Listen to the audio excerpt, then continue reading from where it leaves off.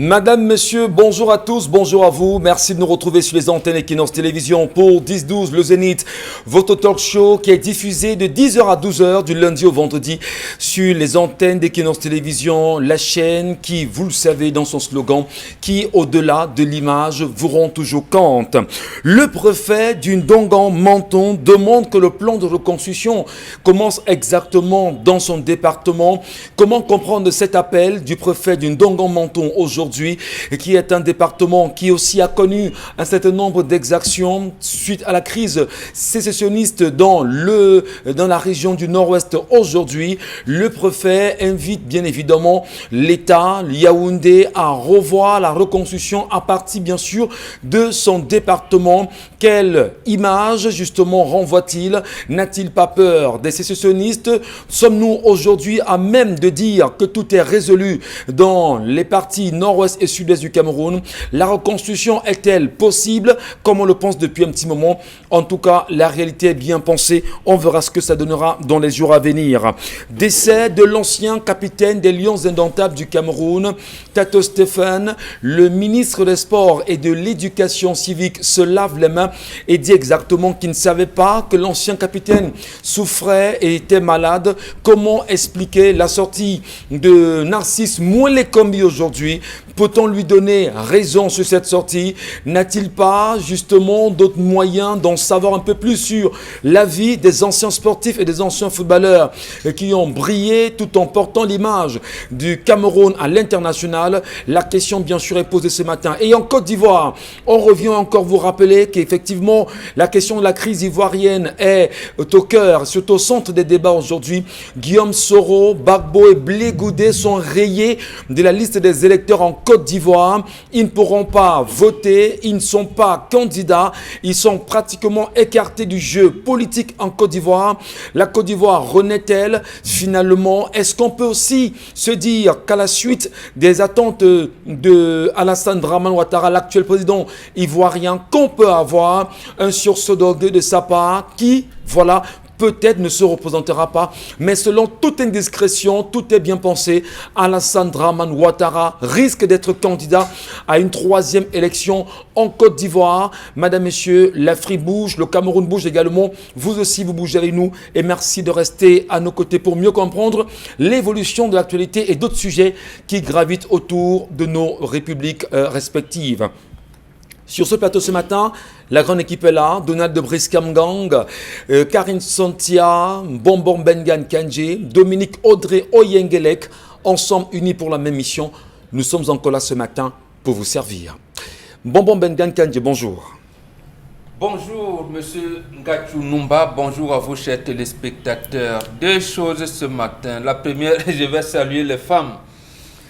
J'ai eu l'honneur, accompagné de mes deux filles sur le plateau, d'être orienté par leur sœur aînée hier dans l'émission Parole de femme avec Marlise Babouna. Elle a dit comment la femme devrait se comporter dans son foyer. Merci ma fille Marlise. Merci beaucoup. Elle a épousé une idéologie très africaine ou bien? Absolument. C'est l'idéologie africaine qui s'appelle l'idéologie de la complexité, qui en fait est l'idéologie universelle. Comment une femme célibataire peut-elle apprécier le comportement des femmes mariées? Comment peut-elle donner des conseils aux femmes mariées? Mais je pense que venant d'une femme comme Marlise Babouna, merci ma fille, je pense que beaucoup de tes sœurs vont entrer à ton école. Tu fais honneur à ton père. Bon, merci beaucoup. Deuxième chose, le nouveau maire RDPC-DD a licencié jusqu'à 62 agents de la commune, sans prendre en considération les dispositions ni du Code du travail, ni du Code des collectivités territoriales décentralisées. Voici les agents qui avaient été recrutés sur délibération d'un conseil municipal. Lui, au lieu de passer peut-être également par une délibération du conseil municipal pour poser des problèmes d'ordre économique, il a fait comme ça, comme si c'était son épicerie. Même le conseil municipal qui venait de partir dernièrement avait laissé exprès, estimant qu'il pourrait se rattraper. Il ne l'a pas fait, il ne l'a pas inscrit à l'ordre du jour. Donc voilà, donc 62 agents de conseil municipal des DA premiers qui sont à la porte. C'est comme ça, il faut piétiner la loi. Mais est-ce que vous aussi, monsieur le maire, vous pensez avoir le coudé franche et le parapluie et le godasses comme docteur Antonin? Lui, il l'avait licencié, on ne lui a rien fait. Mais bien qu'on ait réhabilité, mais vous aussi, 62, c'est bon. Les lois sont faites. Ça commence bien, monsieur le maire. Il y a Spinoza qui nous disait que les lois sont faites pour être violées. Attendons de voir justement ce que ça va donner lorsqu'on viole les lois pareillement. Donald de Brice Kamgang, bonjour. Bonjour Michel, bonjour à nos téléspectateurs. Je rappelle ce matin deux fonctions cardinales des autorités administratives, réguler et arbitrer. C'est ce que vient de faire le gouverneur de la région du centre, Nasri Paul Beya, a procédé à la fermeture pure et simple du tabernacle de la liberté. C'est le nom d'une église de réveil basée au quartier Mendon à Yaoundé. Cette église a interdit à ses fidèles, les élèves notamment, de porter le masque lors des examens officiels qui viennent de s'achever, notamment le BEPC, les arrondissements de Yaoundé 3e, 6e et 7e sont particulièrement concernés. Alors ces élèves ont dit que leur pasteur leur a dit que le port du masque est diabolique et donc n'ont pas mis de masque. Eh bien, le gouverneur vient de fermer cette église de réveil. L'arbitrage et la régulation sont également attendus dans la région du littoral où un acteur clé du milieu sportif, maître Roger Yumbi, tente depuis plusieurs semaines d'organiser un stage à l'intention des karatékas ici dans la région du littoral, et des citoyens tapis dans l'ombre tentent d'empêcher la tenue de ce stage-là. L'arbitrage des autorités est fortement, mais alors très fortement attendu pour permettre à ces jeunes d'assister à un stage capital pour l'épanouissement du mouvement sportif, notamment pour ce qui est du karaté. Vous parlez du karaté ce matin. On n'oublie pas qu'il y a des scandales qui émaillent, qui sont autour bien sûr de cette fédération. On n'a toujours pas jusqu'à présent la suite justement des événements en attendant que la justice se prononce, mais il est important que la discipline se poursuive et que la pratique justement de la discipline se poursuive. Puisque le ministre a annoncé une enquête sur ce scandale à la Fédération nationale. Ici, il s'agit d'une initiative privée qui vise à accompagner les jeunes qui s'intéressent à cette discipline. Merci Donald Brice Kamgang. Karine Santia, bonjour. Bonjour Michel, bonjour aux téléspectateurs. Pendant que nous nous tuons sur ce plateau chaque jour à expliquer les effets néfastes de la loi régissant les associations culturelles et artistiques au Cameroun, notamment, on apprend qu'une faction de ces associations, divisées en pôles, ont présenté leur motion de soutien au chef de l'État. Et cela a commencé depuis le 22 juillet dernier et s'est achevé hier. L'autre faction a commencé hier avec ses motions de soutien, notamment pour remercier le chef de l'État de les avoir confinés dans les arrondissements, les départements, les régions. Donc, dorénavant, ils sont contents d'être appelés association artistes culturels de Deido, artistes culturels d'Aquanor, artistes chanteurs, notamment de Nkouaban. Ils sont très heureux d'être appelés comme ça. Artiste chanteur de Nkomkana également. De Nkomkana, oui. Vous restez dans Yaoundé seulement. Merci Karine Santia. Mais d'aucuns vous diront que c'est de leur droit et ils sont libres de le faire en même temps. C'est bien dommage. En attendant, on va voir ce que ça va donner dans la suite des événements. Comment peut-on contenir l'artiste? Ne peut-il pas aller plus loin? N'a-t-il pas le droit de s'exprimer et d'étendre justement les couleurs de son art? Toutes les questions sont posées. Dominique Audrey Oyengelek, bonjour et bon mercredi. Bonjour Michel Gachou, bonjour aux téléspectateurs. Les questions que vous vous posez, on ne peut pas se les poser parce que voilà, visiblement des artistes qui n'attendaient que ça, ce confinement-là. Mais le bon côté des choses, c'est que lorsque ça ne va pas marcher, on les verra, ils reviendront. Donc nous sommes là, on vous attend. À côté de ça, je me suis attardée un peu sur le secteur du tourisme, notamment dans la région de l'extrême nord, qui aujourd'hui, à l'heure des bilans, ont fait mention de ce qu'on ait perdu en 6 mois 200 millions de francs CFA. Donc le secteur est vraiment en souffrance, le tourisme là-bas. Dans les plans de reconstruction ou bien de la relance de l'économie, il va falloir trouver des plans et des astuces pour relancer ce secteur d'activité-là. Et je termine par là où Mbomboka a commencé, en disant que malheureusement notre cher aîné, que Père Mbomboka félicité, n'a pas mentionné ou bien n'a peut-être pas conscience de ce que le bonheur est d'abord personnel. Si on n'est pas heureux soi-même, on ne pourra pas rendre un quelconque mari heureux. Donc le bonheur ne commence pas dans le mariage, ça commence d'abord personnellement. Très bien. Bon, on va dire quand même Elle que a les avis sont divergents. Non, Permettez. c'est pas divergent. Les Elle a dit divergents. que la femme doit d'abord se connaître elle-même. Justement, elle a dit. Très bien. Elle l'a dit. Elle l'a dit. Merci à vous. Merci, madame, monsieur. Vos nombreuses réactions, comme tous les jours, sont attendues sur les pages 10-12. Le Zénith. Nous sommes bien sûr sur Facebook ou encore sur la page Equinox TV. Pour ceux qui nous regardent en live sur cette plateforme. Si jamais vous n'êtes pas abonné à Equinox TV, madame, monsieur, allez le faire maintenant. Et ensemble, on va toujours, comme d'habitude, justement, lire vos commentaires. Ce qui est formidable, c'est que sur cette plateforme, il y a des échanges en permanence entre internautes. Merci justement de continuer à partager les réalités sur 10-12 le Zénith.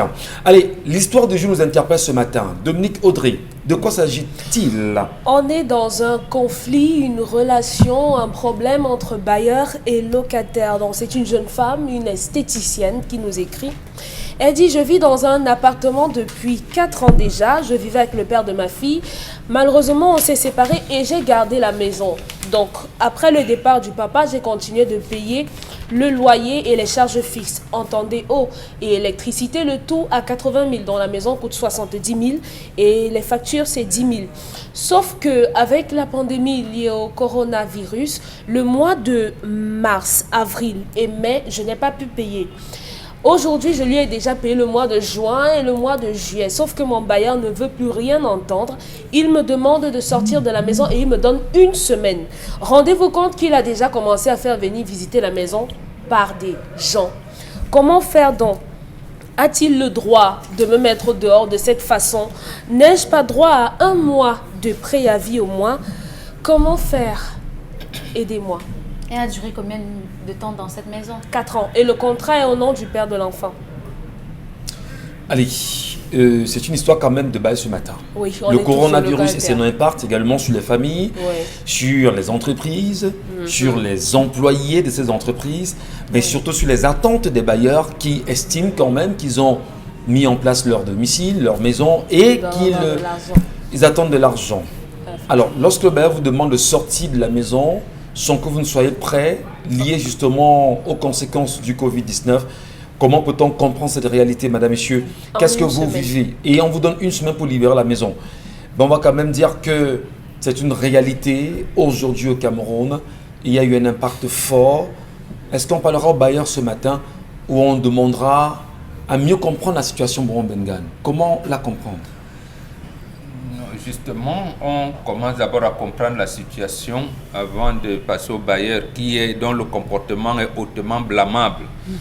D'abord, je pense que les pouvoirs publics ont appelé tous les bailleurs, leur ont dit de se rendre à l'évidence que le Covid-19 qui est arrivé va procéder au ralentissement de l'activité économique, donc des activités génératrices de revenus, et qu'ils devaient être un peu plus souple, qui devaient même attendre, ne plus harceler leurs locataires. Je pense que ça a été dit plusieurs fois, que ce soit dans les médias officiels et en plus par les autorités administratives d'ailleurs.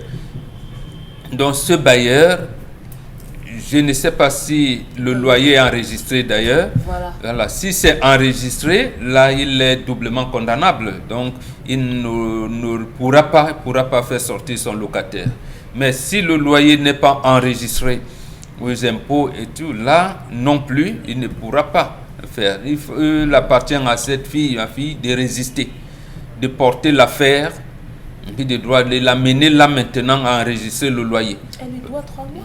Il faut le faire, il ne faut pas sortir. Au moins, comme vous semblez ne pas être belliqueuse, vous demandez 1 mois. Je pense qu'il devrait vous accorder votre mois pour libérer sa maison, partir. Donc, et justement, et c'est ce comportement de cette femme qu'on voudrait. Parce que l'Afrique, contrairement à ce qu'on vous disait, il y avait les guerres, il y avait des ceci, non. Les Africains privilégient le consensus, le dialogue. Parce qu'on dit il n'y a pas 2 personnes qui ne s'entendent pas. Il n'y a que 2 personnes qui n'ont pas encore causé. Donc, mais face à un bailleur qui adoptent une attitude de voyou, parce que c'est ce genre de bailleur que généralement, vous venez, vous trouvez qu'il a enlevé la porte, il vous a coupé l'énergie électrique, il vous a coupé l'eau. Je pense que ce type de caractère, s'il s'amenait à le faire, il faudra faire intervenir un huissier de justice. Il faudra faire constater les dégâts du bailleur par un huissier de justice et le traîner en justice. Donc, plaider, peut-être associer le chef du quartier pour qu'on vous accorde votre mois, vous libérez la maison. Encore que vous ne voulez pas rentrer avec son argent, vous voulez pas, j'allais dire, être endetté pour rien, vous voulez solder votre compte, il vous donne l'occasion de solder ce compte-là. C'est un bon comportement. Merci. Donald de Brice, est-ce qu'on ne peut pas dire que le bailleur, qu'il est payé, qu'il se soit fait enregistrer ou pas au niveau des impôts, est dans son droit à demander justement à ses locataires de libérer? Le bailleur est dans son droit de réclamer le paiement du loyer à ses locataires, sauf que nous sommes dans un contexte qui est particulier. Vous avez rappelé tout à l'heure que la pandémie du Covid-19 a eu un impact important sur les ménages et notamment leur capacité à continuer à répondre à leurs obligations quotidiennes. Et au-delà de ce que Mbomboka dit sur la nécessité de trouver un consensus entre les deux protagonistes et la demande de compréhension qui est sollicitée à l'endroit des bailleurs dans ce contexte particulier, je voudrais surtout interroger les politiques publiques de façon globale, mais également dans le contexte actuel qui est particulier. D'abord, de façon globale, ça pose aussi la question de l'accès au logement au Cameroun. Vous savez que l'accès au logement, d'abord au foncier, est extrêmement difficile, mais également en logement. Le gouvernement a entrepris de la construction de certains logements à Douala et à Yaoundé, dans les grandes métropoles en tout cas. Depuis 2012, ces logements non seulement ne sont pas finis, mais leur coût reste très largement au-delà des moyens du Camerounais lambda. Ensuite, il y a également que dans le contexte particulier qui est celui que nous vivons en ce moment avec les conséquences du Covid-19, le gouvernement, me semble-t-il, n'a pas encore pris de mesures assez courageuses au plan social. Un pays de niveau de développement comparable au nôtre, le Gabon voisin, a par exemple suspendu le loyer sur plusieurs mois pour permettre aux citoyens justement de souffler, de respirer un peu. Chez nous au Cameroun, on s'est contenté des recommandations, des instructions qui ne sont pas souvent respectées. Ça questionne également la responsabilité du gouvernement dans un contexte particulier comme celui-ci.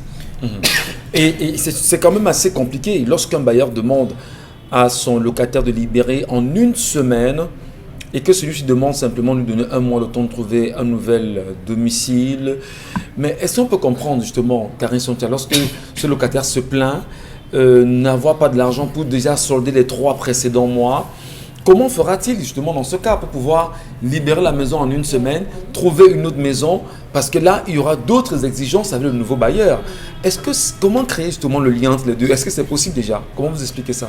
Je pense que ce bailleur, c'est pas possible avec lui parce qu'il m'a l'air un peu méchant à la limite. Je sais pas si le terme est très fort, mais il a l'air insensible. C'est une esthéticienne et c'est des activités qui ont été très touchées par la pandémie. C'est-à-dire les gens n'avaient plus le courage ou alors de l'argent pour aller dans les espaces pour se faire des soins et autres. Les gens avaient même peur de toucher les autres au courant même des activités quotidiennes.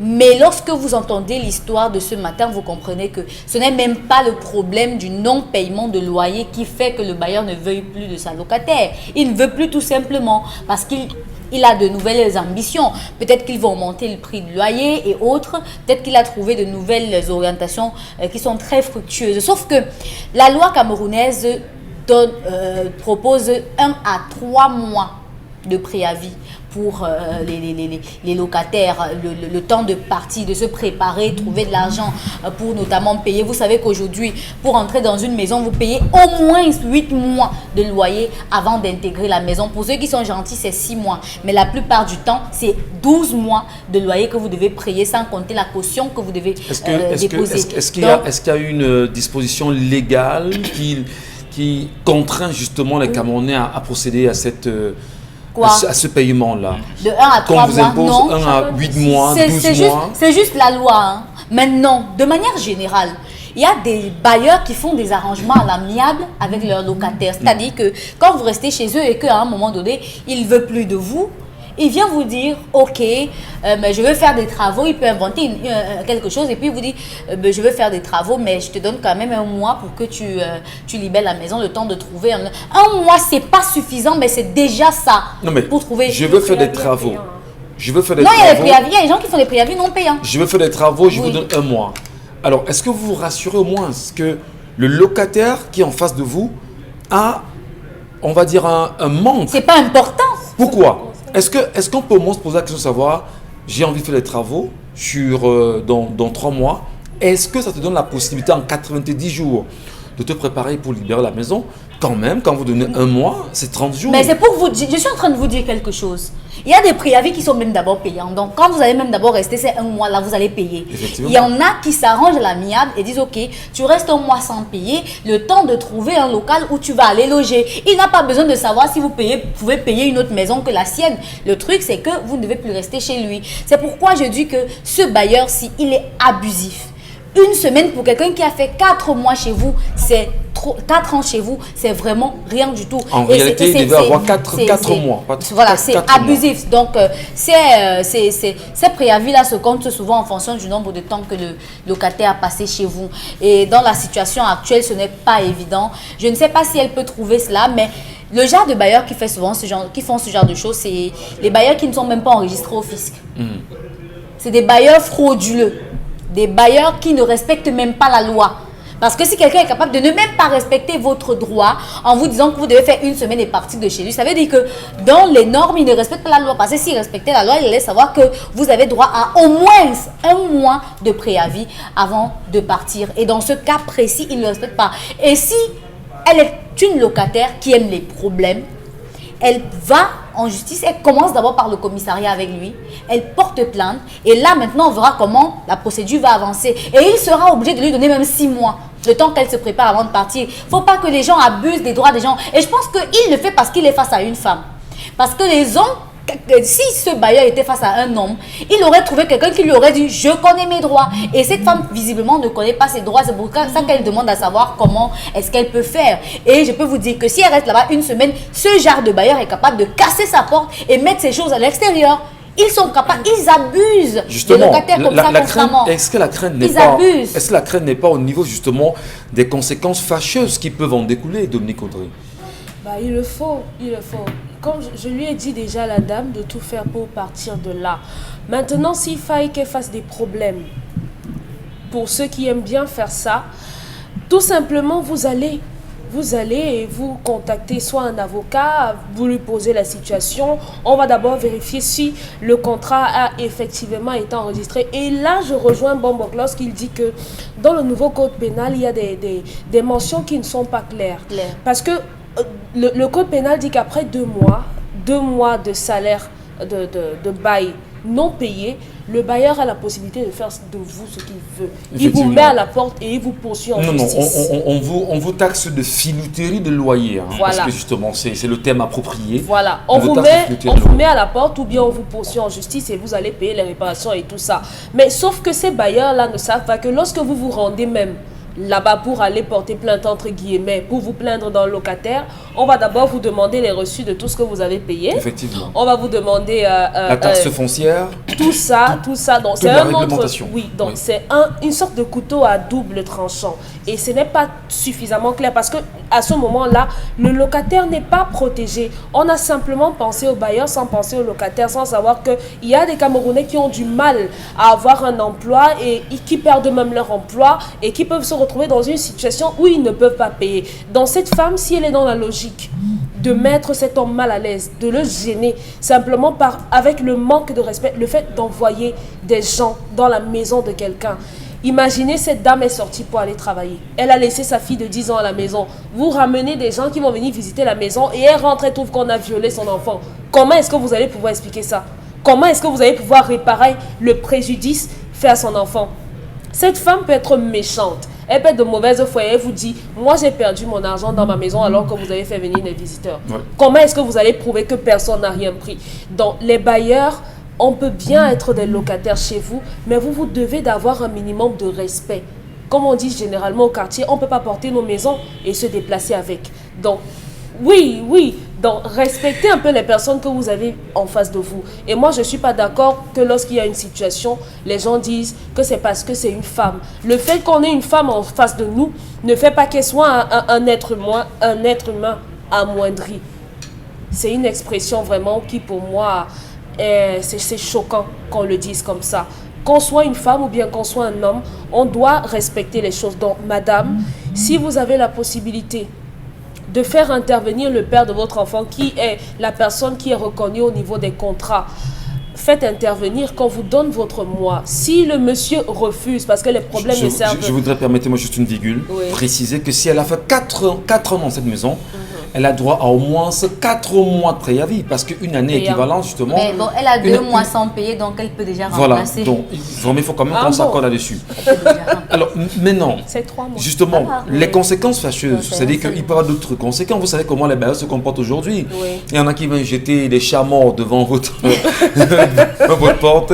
Il y en a qui viennent tuer justement les os devant votre porte. Vous ramassez, vous remettez ça chez vous. Peut-être vous avez assez de courage pour ramasser. Vraiment, il y en a qui n'ont pas le courage. Vous ne connaissez rien.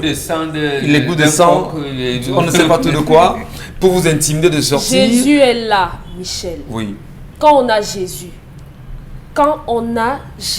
C'est la sœur Audrey qui parle. on a tout. On a tout. Les gens, justement, se laissent intimider par ça. Vous ne pouvez pas me faire du mal si je ne connais rien. Attendez, venez jeter le chat. D'abord, je mange le chat. Lorsqu'on vous coupe l'électricité, on vous coupe de l'eau. Vous n'êtes pas alimenté en eau et en électricité parce que tout est géré par le bailleur. Vous faites ça comment? Mais est-ce que ce n'est pas gênant? Vous ne trouvez pas, c'est pas gênant? Non, si vous êtes un homme, vous avez votre épouse qui est mal à l'aise, vous avez vos enfants qui sont mal à l'aise. Mais cher époux, chez un bailleur. Cher époux, trouvez un autre local pour votre chère femme. Est-ce que ce n'est pas l'occasion de dire peut-être ici que l'un des problèmes que cette histoire pose ce matin, c'est effectivement le problème foncier au Cameroun, où on devrait penser à ce que chaque Camerounais soit à même de s'offrir une maison de notre Briskamdan. Oui, c'est aussi ça. C'est ce que nous disions tout à l'heure. Comment on fait? Ça demande... L'histoire du jour soulève également l'accès aux logements sociaux. Pour l'instant, ce qu'on a construit au Cameroun, c'est loin. L'accès au logement, c'est autre chose. Il faut quand même... L'accès au logement dans sa globalité. Pour l'instant, il n'y a pas de logements sociaux. Voilà. Les soins sociaux, laisse le qualificatif, l'accès au logement. Vous pouvez vous acquérir un terrain, vous construire. Est-ce que c'est facile pour un Camerounais aujourd'hui de s'acheter un terrain à 50 000? Bon, pas forcément 50 000. On sait comment ça se passe au Cameroun. Il peut y avoir 10 000, 15 000 parfois moins. Ça, c'est en brousse. Mais écoutez, que ce soit en brousse ou pas, mais déjà, il faut se demander si on a la possibilité de se faire un terrain. Sur ce point-là, l'État a failli à son engagement. Il y avait, en fait, ça existait encore, même moi j'ai dit il y avait, parce que ça ne fonctionne plus normalement, le crédit foncier. Oui.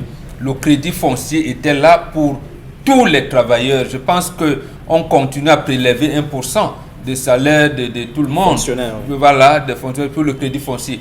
Pour vous permettre d'acquérir un loyer, d'acheter un terrain, de vous construire. Mais on ne peut pas. Même lorsque les Camerounais, il y en a, je me rappelle encore d'un certain Babania qui est venu ici. C'est d'ailleurs son projet qu'on a volé pour commencer à faire des logements sociaux. Alors que la surface financière de crédit foncier ne permet plus. Donc l'État a fait faillite. Donnons la possibilité justement aux Camerounais de s'offrir un toit. Il y a une situation aussi dans ces affaires que généralement on ne prend pas en compte. Lorsque un locataire n'arrive pas à payer son loyer en mois, il ne prend pas souvent la peine d'aller rencontrer son bailleur et lui dire vraiment le mois-ci, tu sais que moi-même je paye tout le temps, mais cette fois-ci c'est fort, je n'y arrive pas. Est-ce que tu peux me donner un peu de temps? Ou alors, ils ne le font pas généralement. Ils se disent que de fait comme ça, vous allez comprendre que non, il a eu des problèmes et puis il ne peut pas payer. Alors que si vous négociez, voilà, si vous parlez normalement, il pourra comprendre. Il y a des locataires à qui les bailleurs ont même fait des faveurs. C'est-à-dire que quelqu'un arrive chez vous, il a des difficultés pendant un moment moment, vous le laissez même 6 mois dans votre maison, il ne paye pas. Et après un jour, vous vous levez le matin qu'il a déménagé dans la nuit avec tout votre argent. Donc, ils sont nombreux et qui ont abusé des bailleurs du coup. Il ne faut pas seulement voir l'attitude du bailleur qui est répréhensible. Oui. Il faut aussi s'interroger sur l'attitude des Camerounais qui devraient faire preuve de bonne moralité lorsqu'ils ont dans les domiciles des gens. Et on va en profiter ce matin pour saluer les bailleurs qui nous ont aussi quelquefois fait quelques fleurs au Cameroun.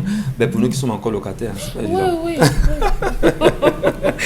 Allez, merci à vous, madame, messieurs. Quelle appréciation vous faites des bailleurs aujourd'hui? Comment vous appréciez leurs attitudes, vos bailleurs également? Qu'est-ce que vous leur direz? Bon, la question... Non, qu'est-ce que vous leur dites justement ce matin? Ils ont déjà commencé à dire. Non, mais ils vont se lâcher. On va vous le lire tout à l'heure. Gentil, soyez raisonnable. Est-ce que vous-même, vous êtes sérieux avec le paiement? Au-delà du Covid, comment vous vous comportez avec vos bailleurs? Est-ce que vous avez pris la peine d'aller les voir pour leur dire, monsieur, madame, le bailleur, la bailleresse, c'est un peu compliqué, et entamer des négociations? Il ne faut pas seulement voir le côté méchant des bailleurs. Qu'est-ce que vous aussi vous avez fait? On attend vos commentaires. Et en attendant vos commentaires, madame, messieurs, allons justement savoir ce que Donald Brice Kamgam nous propose ce matin dans le cadre de la colère. C'est tout de suite et c'est maintenant.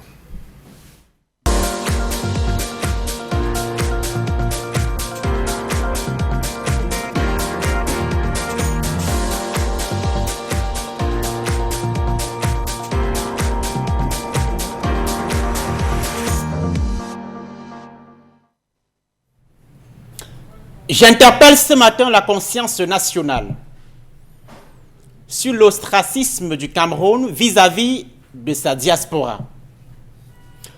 Avant les années 90, les ressortissants camerounais à l'étranger étaient pour la plupart, et comme dans bon nombre de pays africains, des fils de hauts dignitaires et hauts cadres d'administration au Cameroun. Ils avaient ainsi pu bénéficier de diverses facilités pour s'installer en Occident, notamment pour leurs études. Depuis le début des années 90, cette tendance a fortement changé. Avec l'émergence d'une classe moyenne, on retrouve dans le flux des voyageurs des citoyens issus de diverses catégories et notamment des catégories intermédiaires.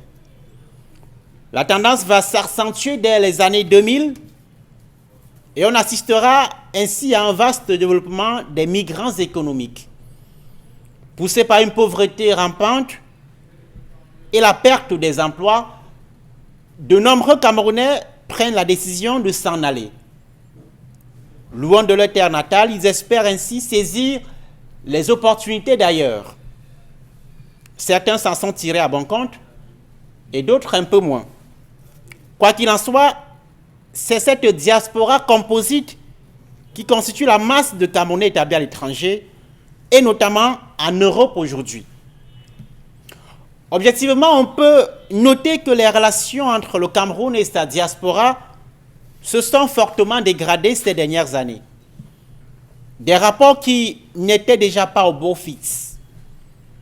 Les relations entre le gouvernement et les fils et filles du Cameroun à l'étranger achoppent sur divers points, et notamment sur deux principaux.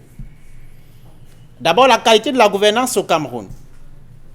Établis en Europe, ces hommes et femmes vivent dans des pays où le respect de la chose publique, la consécration des libertés, l'indépendance de la justice, la lutte contre la corruption ont fait du chemin et constituent des préoccupations constantes des pouvoirs publics. Le respect et la défense de ces valeurs tranchent net avec l'impunité, la permissivité, la corruption rampante, le mépris des administrés qui caractérisent la gestion des affaires publiques au Cameroun. Le deuxième point d'achoppement entre les ressortissants camerounais à l'étranger et le gouvernement repose sur ce qu'on pourrait appeler le passé de ces compatriotes établis à l'étranger. Bon nombre d'entre eux se considèrent en effet comme des victimes d'un système de gouvernement réputé irresponsable et corrompu et qui sera à l'origine de leur misère et de leur départ sans façon de leur terre natale, traversant parfois, et pour certains, le désert et la mer Méditerranée.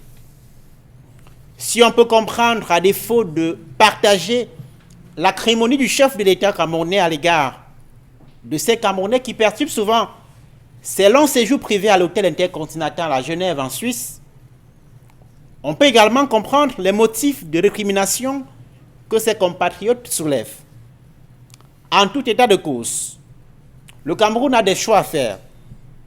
Exclure ou isoler des Camerounais compétents dans divers domaines, médecins, avocats, experts en technologie de l'information et de la communication, universitaires, intellectuels de divers ordres, qui pourront apporter leur pierre angulaire à la construction du Cameroun, ou alors prendre la décision courageuse d'intégrer ses compatriotes dans les politiques publiques de développement. Ce sont ces choix qu'il faut faire, et l'un des principaux choix, c'est aussi la question de la double nationalité au cœur de l'actualité en ce moment au Cameroun. À demain. À demain, Donald Brice Kamgang pour une autre colère. Et là, vous l'exprimez ce matin en tant que Camerounais, mais la question également est posée de ça, est simple. Comment le Cameroun occupe-t-il ou s'occupe-t-il des Camerounais de la diaspora aujourd'hui? Toutes ces intelligences reconnues hors du Cameroun, dont on peut s'en servir véritablement, comment le Cameroun fait-il sa gestion? Comment les comprendre? Puisque pour beaucoup, ils sont mal vus, mal considérés, étant des éléments perturbateurs du régime de Yaoundé. Ces Camerounais de la diaspora, comme Donald Brice a très bien dit, pour beaucoup, c'est les intellectuels, ils peuvent vraiment apporter au Cameroun. Est-ce que c'est l'occasion aujourd'hui de remettre effectivement balle au centre la réalité, leurs apports, mais surtout la question de la double nationalité qui interpelle les uns les autres? Mbombo Bengan, on tente de bien comprendre cela.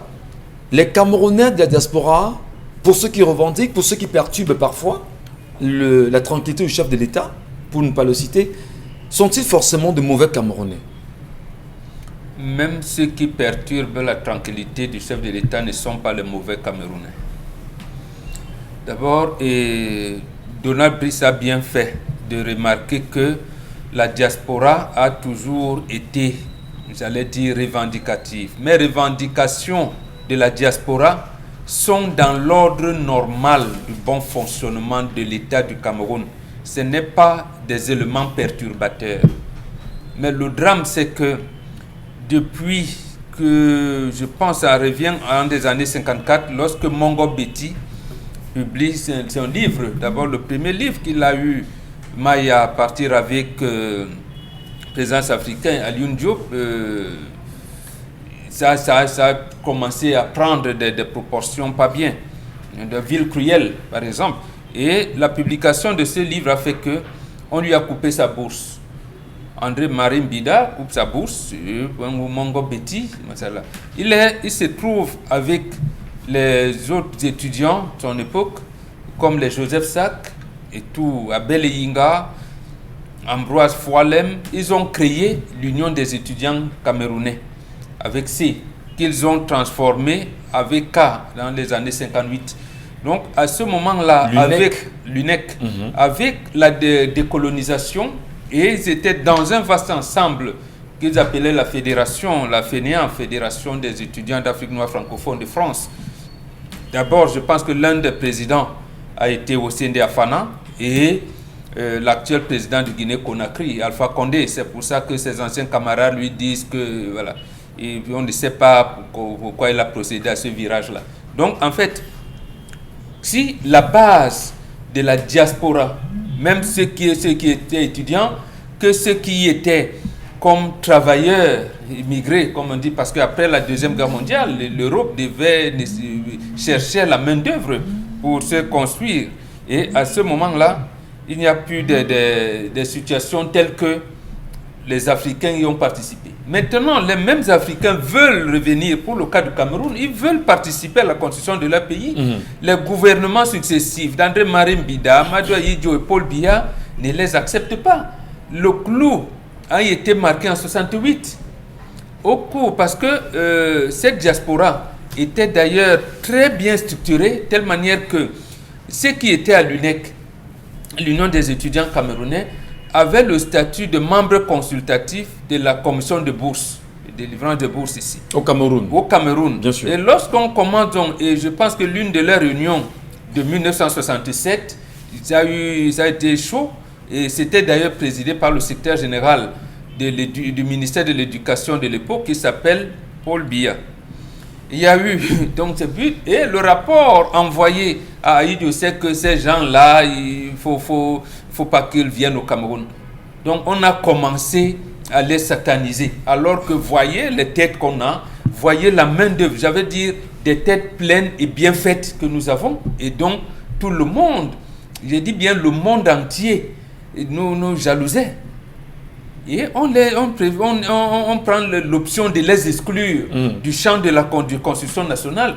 L'exaspération a donc atteint son comble en 2018 parce qu'à l'époque, on faisait des revendications, comme dit Donald Brice, dans le cadre de l'amélioration des conditions de vie des Camerounais. Mais l'exaspération atteint un niveau où ils ont commencé à attaquer les symboles de l'État. Les ambassades, le président de la République lui-même commence à avoir des séjours compliqués, perturbés. Or, pendant longtemps, ils sont restés calmes, je veux dire, institutionnels, ainsi de suite, un bon comportement, une bonne éducation. Mais pourquoi les exclure? Donc ça atteint un niveau d'exaspération tel qu'on aboutit. Maintenant, on commence à vouloir les diaboliser alors que non. Alors que ce n'est pas possible, c'est même incompréhensible. Le Cameroun aurait aujourd'hui, je pense, un niveau de développement supérieur à celui de la Côte d'Ivoire. Si le on Cameroun avait fait allait à ce moment, à cette première devait diaspora, rivaliser les dragons asiatiques aujourd'hui, Très si bien. on avait associé sa diaspora. Lorsque vous parlez des dragons asiatiques, mon Bengal, on va peut-être revoir l'une des stratégies de Mao qui avait consisté justement à permettre aux Chinois d'aller se faire former à l'étranger et de rentrer justement en Chine.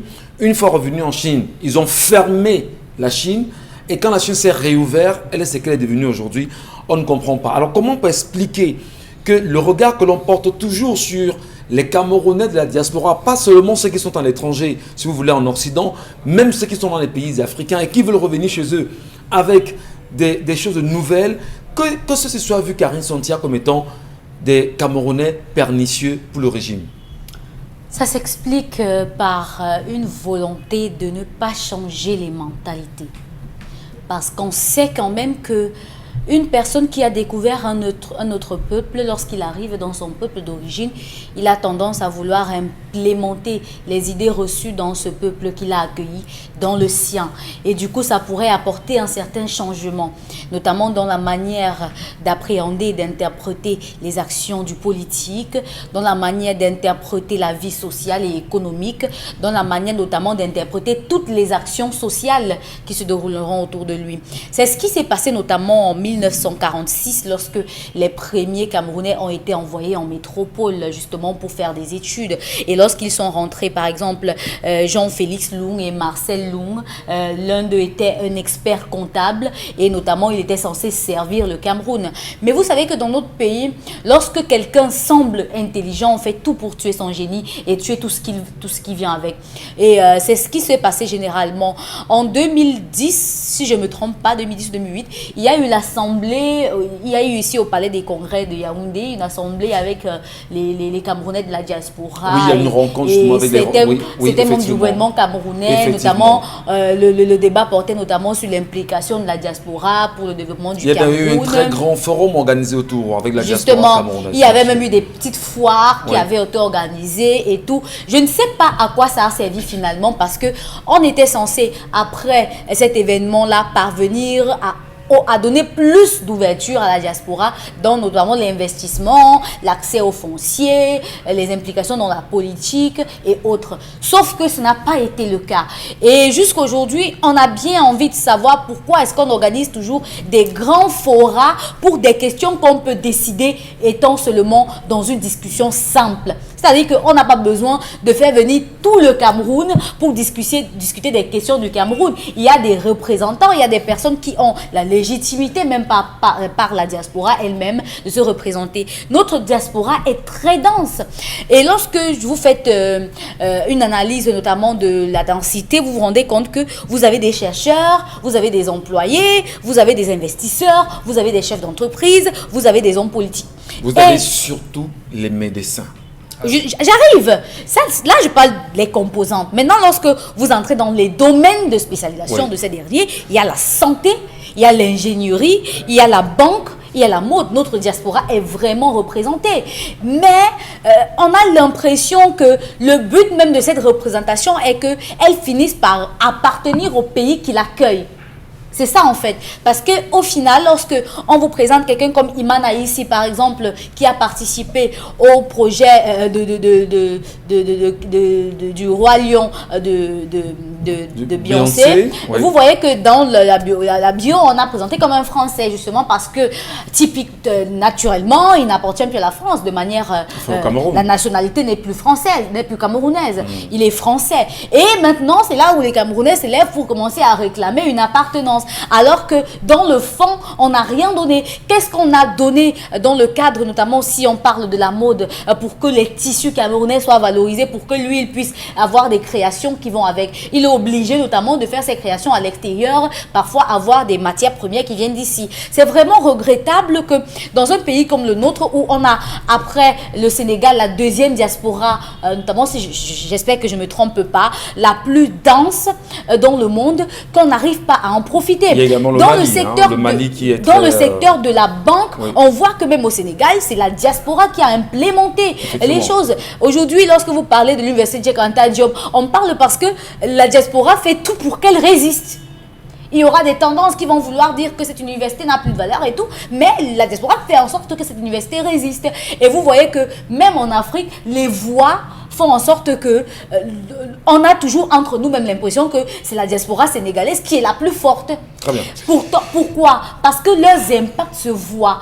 Et nous, on a été obligés. Parce que le politique a fait pris en compte, mais surtout notamment les apports, lorsqu'on parle des apports, parce qu'en termes, on va dire en termes d'économie aujourd'hui, pour parler peut-être d'une diaspora comme celle du Mali, c'est bien sûr la diaspora malienne qui est un des leviers importants dans son économie aujourd'hui. Ça s'est passé au Niger, notamment dans le domaine de la santé, par rapport notamment au matériel pour la dialyse et autres. Ils ont demandé à ce que dans leurs hôpitaux, on vienne avec des premières machines qui leur permettront d'effectuer leur travail. On a envie de comprendre. Est-ce que le problème fondamental n'est pas aujourd'hui le système camerounais lui-même qui, comme Bombo aime aller dire ici, qui sécrète la violence, si vous voulez, l'oppression et la corruption, ne permettant surtout pas à ces Camerounais de la diaspora de revenir au Cameroun capables d'implémenter ce qu'ils ont appris ailleurs.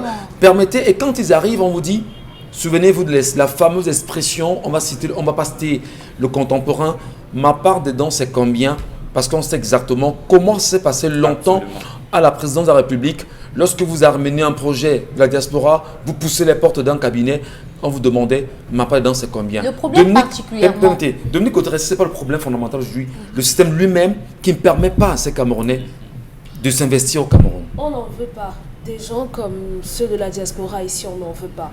Lorsque vous discutez avec quelques-uns, par exemple, sur comment est-ce que ça fonctionne là-bas, sur leur travail, ils vont vous dire, ici, c'est comme ça qu'on travaille, dans les mentalités des gens ici sont comme ça. Donc maintenant, lorsqu'on arrive au Cameroun, ça n'a rien à voir. La rectitude morale sur le plan professionnel ou bien dans les domaines, dans les ministères, ce n'est pas notre partage ici. Donc on ne veut pas des gens qui vont venir nous dire, non, si vous n'avez pas travaillé 8 heures, comme prévoit votre contrat, vous ne serez pas payé comme ça, ou bien au lieu d'avoir les fonctionnaires comme chez nous ici, que tu viens un mois, tu ne viens pas, on te paye là. Ça ne fonctionne pas comme ça. On ne veut pas ce genre de personnes ici. Et c'est triste. C'est triste que jusqu'aujourd'hui, vous retrouviez des gens qui continuent de stigmatiser cette diaspora camerounaise-là.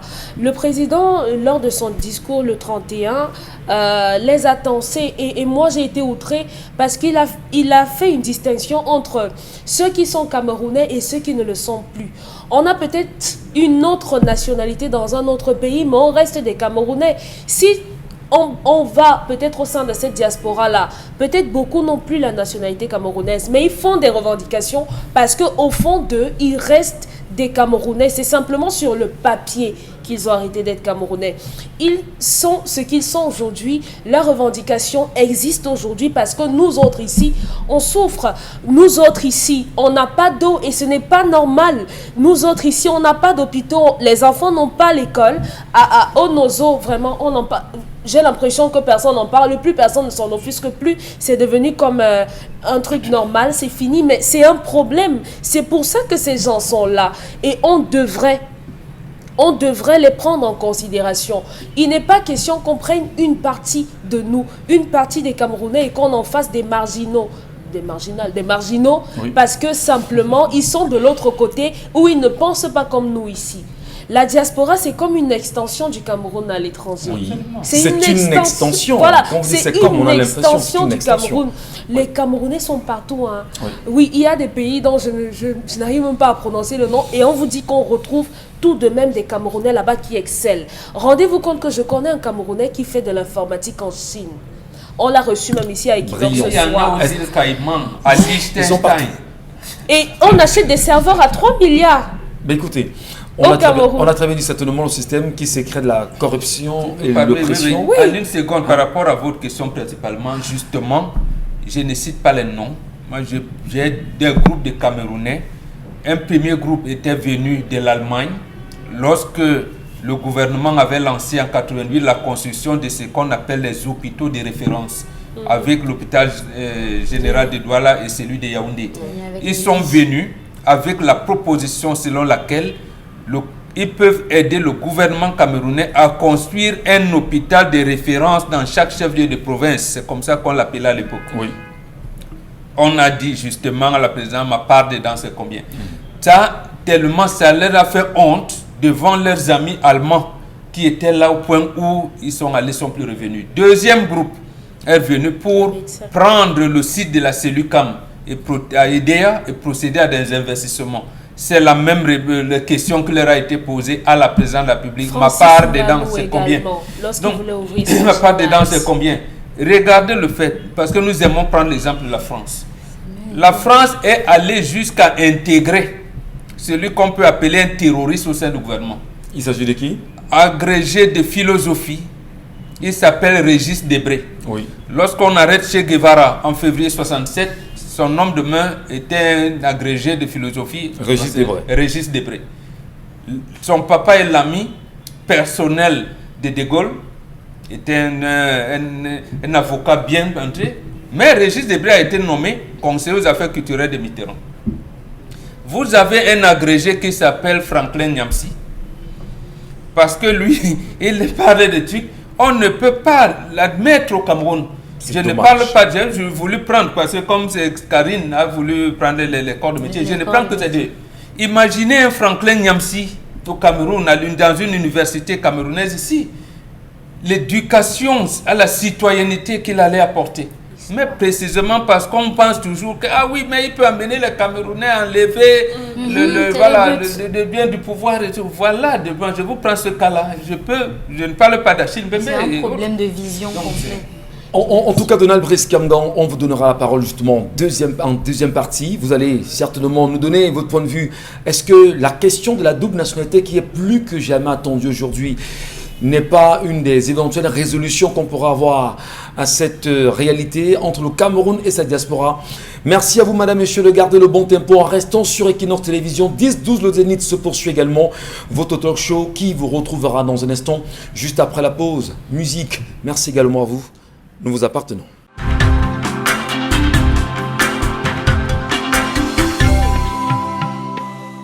Bon retour, madame, monsieur. Merci infiniment à la réalisation avec cette très belle chanson d'Ali Baba qui nous rappelle nos années de jeunesse en même temps. On se souvient également qu'il a marqué les générations actuelles, nos moments à l'époque lorsqu'il passait à la télévision, lorsque le clip était diffusé, les yeux de nos mamans brillaient énormément. Et on en profite justement pour saluer toute la grande communauté camerounaise qui nous a permis justement de savoir comment danser le Ngumba, là-bas à l'extrême nord du Cameroun, même dans le nord du Cameroun. Merci Ali Baba de regretter mémoire aujourd'hui. Artiste qui a marqué justement son temps et qui continue encore à nous faire danser, quoi qu'il ne soit plus des nôtres. Allez, de retour sur le plateau, la question justement de la diaspora qui nous interpelle et le regard que l'État du Cameroun, le régime de Yaoundé porte sur les Camerounais de la diaspora? Doit-on leur faire confiance ou pas? Est-ce que c'est le moment justement de réouvrir la question de la double nationalité et ramener ces fils et filles du Cameroun au Cameroun, même s'ils ne sont pas toujours d'accord avec les politiques menées ici en terre camerounaise? Est-ce que la question justement vous était posée tout à l'heure avant la pause de Nabrice Kamgang, croyez-vous justement que la question de la double nationalité soit une résolution efficace pour que le Cameroun se redéveloppe avec ses fils de la diaspora? Écoutez, ses fils et filles. Le Cameroun nous regarde avec beaucoup de méfiance. Ses fils et filles de la diaspora, notamment ceux qui ne sont pas contents de la façon dont le pays est gouverné en ce moment. Il n'y a qu'à rappeler les derniers faits en date, les tensions au sein des représentations diplomatiques, ces cases, ces destructions de biens publics de l'État à l'étranger, mais également les nuisances que subit constamment ces dernières années le chef de l'État camerounais lorsqu'il est en déplacement. Alors, tout cela a contribué à créer un climat de tension entre le Cameroun et ses fils et filles au sein de la diaspora, mais cela ne doit pas nous faire perdre de vue que cette diaspora qui est diversifiée est extrêmement composite et on a des figures qui sont extrêmement compétentes au sein de cette diaspora. Bombora, c'était tout à l'heure Achille Mbembe qui est en Afrique du Sud. On peut citer Rebecca Enonchon qui est une manière dans le secteur des technologies de l'information et de la communication. Dans la banque, Célestin Monga à la Banque mondiale. Avant lui, Eric Ndje qui a été à la Banque mondiale et aujourd'hui à la Banque africaine de développement. De quoi le régime de Yaoundé a peur? Pourquoi justement les mettre à l'écart? Et pourtant, c'est des Camerounais qui peuvent et qui apportent suffisamment pour le développement de notre pays. Nous ne sommes pas dans un environnement où la compétence, l'intégrité, le sens du bien public sont des valeurs partagées. Et donc, ceux-là qui sont dans un environnement différent, où justement l'état de droit est consolidé et respecté relativement, s'ils reviennent avec cet esprit de l'équité de la compétence, il est clair qu'ils mettraient en difficulté les acteurs qui sont internes. Mais si l'on veut véritablement aller vers des objectifs de développement en intégrant la différence, la diversité, il faudra tôt ou tard intégrer ces Camerounais qui sont dans divers domaines. On peut citer, en dehors de ceux qui ont cité, Ndjotam Tchameni, ingénieur qui est très connu, qui a fait ses classes aux États-Unis. Ils sont nombreux comme ça dans divers domaines, qui excellent, parfois à l'ombre. Vera Songwe, qui a récemment été promu secrétaire exécutif de la Commission économique de l'Afrique pour les Nations Unies. Ils sont très nombreux qui excellent dans divers domaines, parfois sans faire de bruit. Et peut-être, pour terminer sur les chiffres, en 2018, la Banque mondiale indiquait que les rapatriements de fonds des Camerounais à l'étranger s'évaluaient à 301 milliards de francs CFA, environ 200 et poussières de millions d'euros. Tout cela montre effectivement que sur quelle période? Sur l'année 2018 seulement. Oui. Et donc, ils sont combien aujourd'hui à l'étranger? Ils sont environ 5 millions d'après les chiffres qui sont publiés par le ministère des Relations extérieures. Il y a eu quelques signes de décrispation ces dernières années avec ces concertations qu'évoquait tout à l'heure Karine en début 2010, mais également le dialogue national qui avait à l'ordre du jour la question de la double nationalité.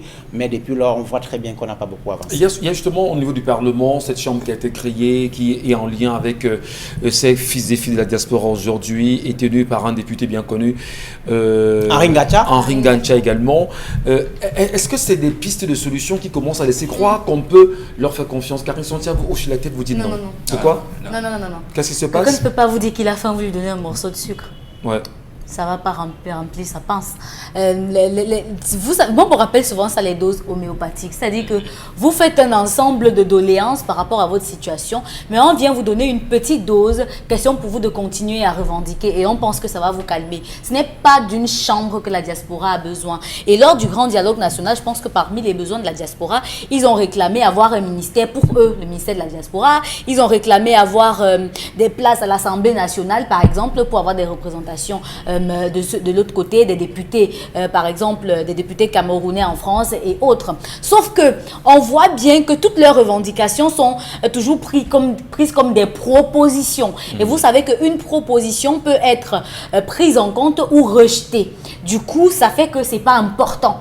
du tout. Après, maintenant, on peut choisir une manière de vous accorder un peu d'espace pour votre liberté. Sauf que, même dans ce cadre-là, le cadre qu'on a créé à l'Assemblée nationale, il y aura un tri et un tamis. Parce que lorsque vous observez ce qui est fait, il faut chanter parce les que louanges, lorsque il faut vous chanter les louanges écoutez de dans les Yaoundé, c'est ça? discours, lorsque vous écoutez les discours de ces derniers, vous comprenez qu'il y a ce qu'ils appellent la diaspora positive, la diaspora patriotique. Ça veut dire que ceux qui ne chantent pas les louanges de gouvernement ne sont pas la diaspora positive et la diaspora patriotique. Donc, même s'il y a n'importe quel bien dont il faudra bénéficier dans le cadre du travail de M. Ngacha, ils ne vont pas en bénéficier parce que peut-être qu'ils sont déjà fichés. Donc on va dire justement que le travail que M. Ngacha fait aujourd'hui avec le Parlement, est-ce que c'est véritablement de la poudre de perlimpinpim, comme le dit souvent Charles même battu ce plateau Bengan? Oui. Oui, c'est tout sauf ce que veut la diaspora. Au niveau actuel, au stade actuel du développement du Cameroun et des nombreuses têtes pleines et bien faites que nous avons à la diaspora, on devait les appeler s'entendre sur au moins deux choses. Leur permettre d'investir. Qui vous disent que les gars de la diaspora vont faire la politique? Il y en a là-bas qui sont presque des retraités. Il a parlé des médecins tout à l'heure. Voilà, pourquoi on pense qu'on viendra seulement pour déloger bien? Il y en a même qui s'en foutent de ça. Leur problème, c'est le Cameroun. Et pourquoi on pense que c'est seule la majorité présidentielle au pouvoir ici qui pense au Cameroun? C'est ce problème-là qu'il faut résoudre. Donc, en réalité, il faudrait aujourd'hui qu'on résolve le problème. Ceux qui ont des doubles nationalités, quand ils vont investir ici, leurs investissements seront protégés de quelle manière? Seront-ils les étrangers qui sont venus investir au Cameroun? Seront-ils des Camerounais qui sont en train d'investir dans leur pays? Voilà autant d'entraves qu'il faut dissiper maintenant. Il faut dissiper, donc il ne peut pas venir avec... L'État même n'est pas dépassé par cette solution? Non, l'État n'est pas dépassé. L'État a pris l'option de tuer, de tuer sa diaspora. J'ai dit bien de tuer. Si vous voulez un mot plus fort, j'ai dit... On ne trouvera pas excessif, mon absolument qu'il le trouve excessif, mais j'ajoute même d'assassiner sa diaspora. Vous ne pouvez pas... Voilà, lors il y avait un forum à Yaoundé, on présentait les grandes figures, on a présenté Mongo Betty. Alors que la Mongo Betty était interdit de se présenter aux élections au Cameroun. Et il est vivant. Voilà, alors qu'à cette époque, il était vivant. On ne l'invite même pas et tout ça. Et on lui interdit de se présenter sur la liste SDF. Mais on le présente comme figure, on dit qu'il est Camerounais. Et ne parlons pas de Richard Bouna et autres. Ouais. Et même Ndédé Yango, qui est élu pour diriger les artistes. On dit, ah oui, ben tu es... Et vous voyez les grands avocats. Bon, soyons sérieux. Alors qu'en France, on vous dit qu'il y a un musicien là, français, je ne sais pas, un cinéaste français, vous avez Yannick qui a pris, vous avez, qui a pris la nationalité russe, mais on ne le chasse pas en France. Ouais. Yannick Noah vient ici, on vole même son argent. Alors que le gars vient, il dit, je vais être préparateur physique de psychologie des Lions, je ne veux pas de l'argent. On a voulu assassiner la diaspora. C'est pour ça qu'on sort des qualificatifs bidons. Vous savez, de diaspora positive et tout ça. À chaque fois que vous parlez ici sur le plateau, je dis on est quand même assez dépassé parce que je dis, est-ce qu'il y a une chance pour que ce Cameroun puisse se lever? Est-ce qu'il y a une chance que l'on puisse repenser cette nation qui nous est chère? Y a-t-il une chance pour que nous puissions revoir l'image de notre pays qui est écorchée à tous les niveaux possibles?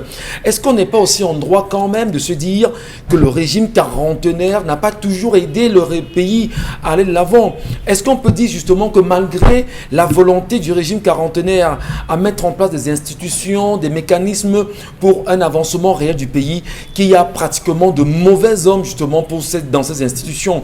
N'a-t-on pas le droit de se dire que le Cameroun doit être reconstruit avec des vrais fils du Cameroun?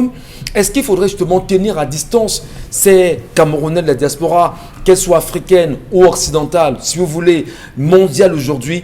N'est-il pas temps que Paul Biya lui-même, avant de quitter le pouvoir, appelle ses fils et filles camerounais à revenir à une table de consensus et se dire, repensons ensemble au Cameroun, et il y a certainement eu un échec. Avec vous, maintenant, on peut reconstruire. Allons, je vous restitue ce pays avant de quitter. N'est-ce pas temps? En tout cas, parlons-en ce matin, mesdames, messieurs. Allons d'abord lire les nombreux messages des Camerounais que vous êtes sur la page Facebook Equinox TV pour ceux qui nous regardent en direct là-bas, ou encore sur 10-12 le Zénith, y compris au numéro qui s'affiche au bas de l'écran. Merci. Voici l'instant de vos commentaires. Vous le chassez? Je le chasse? Quittez pour aller où? Ben, écoutez, je ne le chasse pas. Ah, ok. La nature même le fera. Ça fait 3 ans que je paie les droits de taxes foncières et je ne perçois pas de reçu de paiement. J'ai décidé de ne plus le faire dorénavant. Léopoldin Chouimi. Vous payez comment pour ne pas Oui, recevoir? la taxe foncière se paye au Cameroun. Et comment vous faites pour ne pas recevoir De reçu. Ça, c'est la question qu'il faut se poser.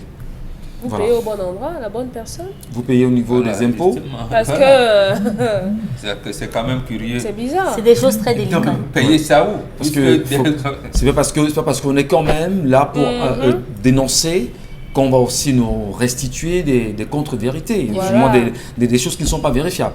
Sauf si vous payez au mauvais endroit. Parce Voilà, que lorsque mauvaise vous payez personne. quand même, on vous restitue toujours une quittance de paiement. Toujours. Voilà. Il faut aussi dire que le bailleur investit et compte dessus pour survivre. C'est en quelque sorte son salaire et personne n'accepte de travailler sans salaire. Tatiana Clara qui nous a écrit. Non, c'est pas ça. On ne demande pas, même le bailleur nous dit c'est des difficultés. Nous nous trouvons dans une situation où la solidarité internationale devait prévaloir. On ne dit pas aux locataires qu'ils ne payent pas.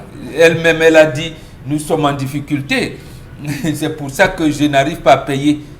Et je ne vais pas rester, je vais payer plus tard, mais pourvu qu'il m'accorde 1 mois de préavis pour me chercher ailleurs. Donc, ce n'est pas... Après aussi juridiquement, hein, elle n'a plus droit sur la maison parce que c'est pas elle qui a signé le contrat de bail depuis le début. En même Non, temps, on ne veut même pas entrer dans les Ça, big ça, macs c'est de des la gars qui sont justice. pas- C'est pas- Elle a prouvé sa bonne foi en payant 2 mois, je crois. Oui. Voilà. Juin, En payant Voilà, jusqu'ici. en montrant que Donc, elle il y a est de bonne foi et mai, mars, qu'elle n'est pas avril, dans juste oui. une logique de fiduciaire de loyer. Et maintenant, on a- le plus important, je crois que les bailleurs devraient dire aux locataires que si vous ne pouvez pas me payer mon loyer à temps, payez au moins l'électricité et l'eau parce que là, ça n'émane pas de moi. Ce sont les choses... faut pas que ton bailleur qui te regarde ait l'impression que tu lui parles ce matin à travers la télévision. Ah non, non, non, rassurez-vous, je paye mes factures. Merci. Il y a Jean-Louis Déma qui dit qu'il a un grand projet à réaliser au Cameroun. Mais tant que le gouvernement ne change pas, il n'a pas d'argent à perdre. Absolument. Oui, ils sont nombreux hein, qui Oui, tout à fait. ont Déjà, des faut idées de faire projet, mais du fait des obstacles qui sont connus, Donc, ils attendent. oui. Non, imaginez, ça veut dire qu'on a substitué. Camerounais, la diaspora. Oui. On a transformé notre diaspora en vendeuse de bloquants. Les brocantes. Oui, donc il y a des projets. Les Il y a- brocantes. il y a des projets. Mais justement, la question fondamentale, c'est de se demander quel espoir, justement, qu'est-ce qui vous dit qu'après, bien, ce sera pas bien? bon, ça c'est Mais un autre- à ce moment-là, C'est un débat. les revendications C'est un débat. risquent. Non, ce que vous dites là est très dangereux. Justement, à ce moment, les revendications risquent de s'élever encore d'un cran. Parce que n'oubliez pas, le 3e considérant de la Déclaration universelle des droits de l'homme autorise le citoyen à procéder par la violence. Il est clairement dit que considérant qu'il est essentiel que les droits de l'homme soient protégés par un régime de droit pour que l'homme ne soit pas contraint en suprême recours à la révolte contre la tyrannie et l'oppression. C'est-à-dire que même si vous, comme on veut diaboliser la diaspora là, donnez-leur au moins une possibilité, une portée de sortie. Oui, Parce mais- que lorsque vous allez les braquer, vous ne savez pas. Donc là même les Nations Unies leur ont donné, la personne vont dire mais ce régime-là ne veut me tuer. Donc par légitime défense, il va se pétition. Donc il faudra se méfier.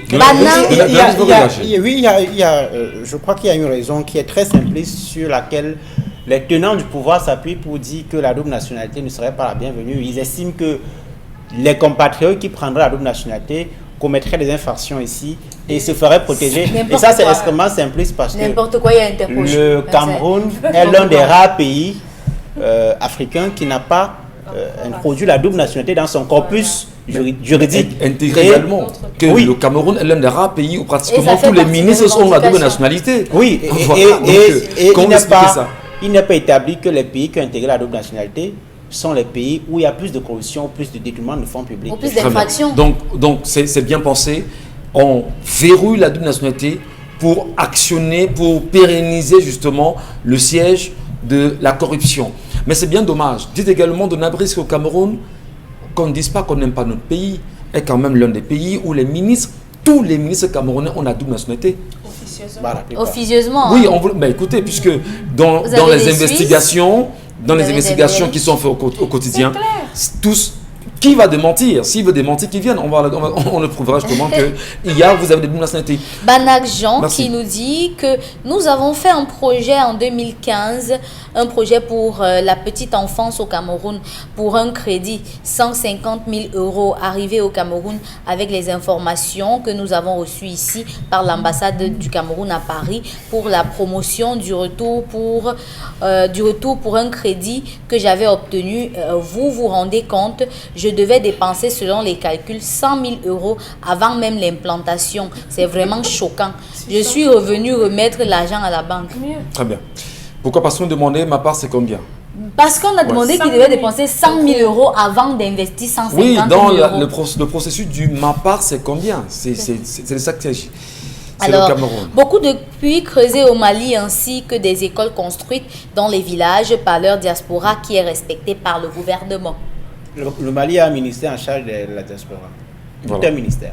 Je pense que la Côte d'Ivoire aussi est en train de... Là, déjà, je peux me tromper, mais je pense que la Côte d'Ivoire également est en train de mettre en système... Le Cameroun n'a qu'une direction chargée des affaires de la diaspora au ministère des Relations extérieures. Oui. Merci. Alors, c'est le gouvernement en place qui ne veut pas le développement du Cameroun. Beaucoup de Camerounais en Occident sont des intelligents, préfèrent utiliser leur intelligence pour d'autres pays en Occident. Vraiment, quelle honte pour ce gouvernement en place. Quand un Camerounais... Je voudrais justement, à la suite de ce commentaire, dire que, est-ce que vous avez vu, vous aussi, constater le nombre de Camerounais qui ont été retenus dans les municipalités cette année en France? Voilà. Oui. Est-ce que vous avez justement vu ces Camerounais?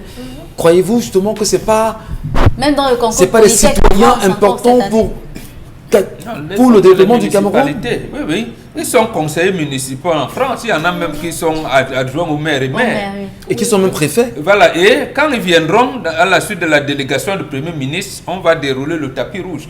Mais quand ils viendront seuls pour dire je voudrais que les 360 communes camerounaises soient comme les communes de Béziers, de Cécile, on va fermer les portes. Très bien. Bon, chez nous, on empêche même déjà à ceux qui souhaitent apporter leurs compétences Étant de le ici. faire en brandissant le principe de l'autochtonie, l'allogénie, qui n'a pas de sens. Et vous vous souvenez, quand vous brandissez bien sûr ces principes, n'oubliez pas que ce qui s'est passé en Côte d'Ivoire est assez révélatrice. Parce que vous savez, cette réalité en Côte d'Ivoire où la question justement de l'ivoirité, qui est ivoirien, qui ne l'est pas, et qu'on le ramène également au Cameroun, qui est Bamileke, qui est Bamileke, qui est Béti, qui est Bassa, qui est Nordiste, qui est... C'est très compliqué. On est dans Il une y a une nation. tribu qu'on a créée même dans ce domaine-là, la tribu anglophone. Je comprends pas. La tribu anglophone? Oui, mon box, ça Bon, existe. on n'en parle pas, c'est pas... C'est-à-dire ça- qu'on parle des autres tribus, mais quand on arrive dans les sortissants des zones anglophones, on dit les anglophones. Très bien. C'est une tribu. C'est- Où c'est- ça? Non. Tout était pensé au Cameroun pour vous Beaucoup de gens diviser. ne savent pas que c'est simplement la langue d'expression qui fait qu'ils parlent en anglais. C'est Et bizarre. qu'au sein des anglophones, il y a. Il y a l'insol, les bakwiri, Oui. et tout. C'est bizarre. J'ai Les jamais gens compris ne ce savent phénomène. pas. Les messages, Très bien. Karine Sontia. Alors, j'ai un grand... Ouais, j'ai déjà lu ce message-là. Le gouvernement allergique à l'excellence, il préfère encourager le vol, la médiocrité, le culte du don.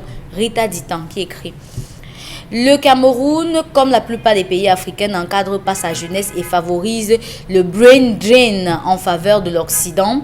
Et désormais, les intellectuels et experts africains contribuent activement au développement de l'Occident.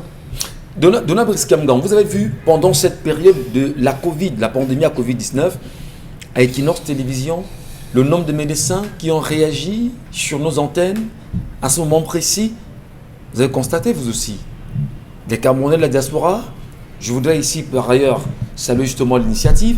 On a vu des Camerounais qui sont au Danemark, qui sont en Suède, Au Canada, qui sont au Canada, en qui sont Belgique. dans tous les pays En du Ukraine. monde, en Ukraine en même temps. Vous avez rendu compte de ça? Absolument. Je Alors- crois que les statistiques de l'ordre national, si j'ai bonne mémoire, surtout 4 000 médecins camerounais qui sont établis à l'étranger, notamment en Allemagne, les pays qui viennent en tête, l'Allemagne, la France, les États-Unis. Au Canada. 4000 médecins.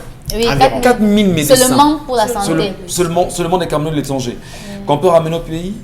Ici à côté, Pas Pas obligatoirement. il y en Dans a quels un hôpitaux? professeur, c'est lui qui a fait des recherches là-bas sur ce fameux virus. Ici, il est à côté chez nous ici. Il a enseigné au CUS pendant longtemps. Il est au Nigeria. Au Nigeria, là. oui. Il est, le Nigeria, le nom c'est lui m'échappe, qui- il est à l'avant. C'est lui qui dirige la lutte tous contre le les coronavirus. instituts de recherche au À ce Nigeria. moment. Il est le Je vais retrouver patron, son nom avant la fin. Il est camerounais. Oui. Merci beaucoup, Karine. Arrivé au Cameroun avec un projet et des partenaires économiques et de développement et oups, chacun commence à demander les pourcentages et conséquences. Plusieurs de ces projets et partenaires virent vers des pays africains plus enclins au développement et au bien-être des populations telles que le Kenya, le Sénégal, le Rwanda et dans une certaine mesure le Gabon, Cameroun de honte. Tatiana Clara. Et pourtant, et pendant ce temps, les familles de la première... Je ne vais pas lire ce message. Pas besoin d'avoir la double nationalité pour développer son pays. Purgez-vous votre double nationalité. Oh, Rita dit on ne comprend pas trop le message.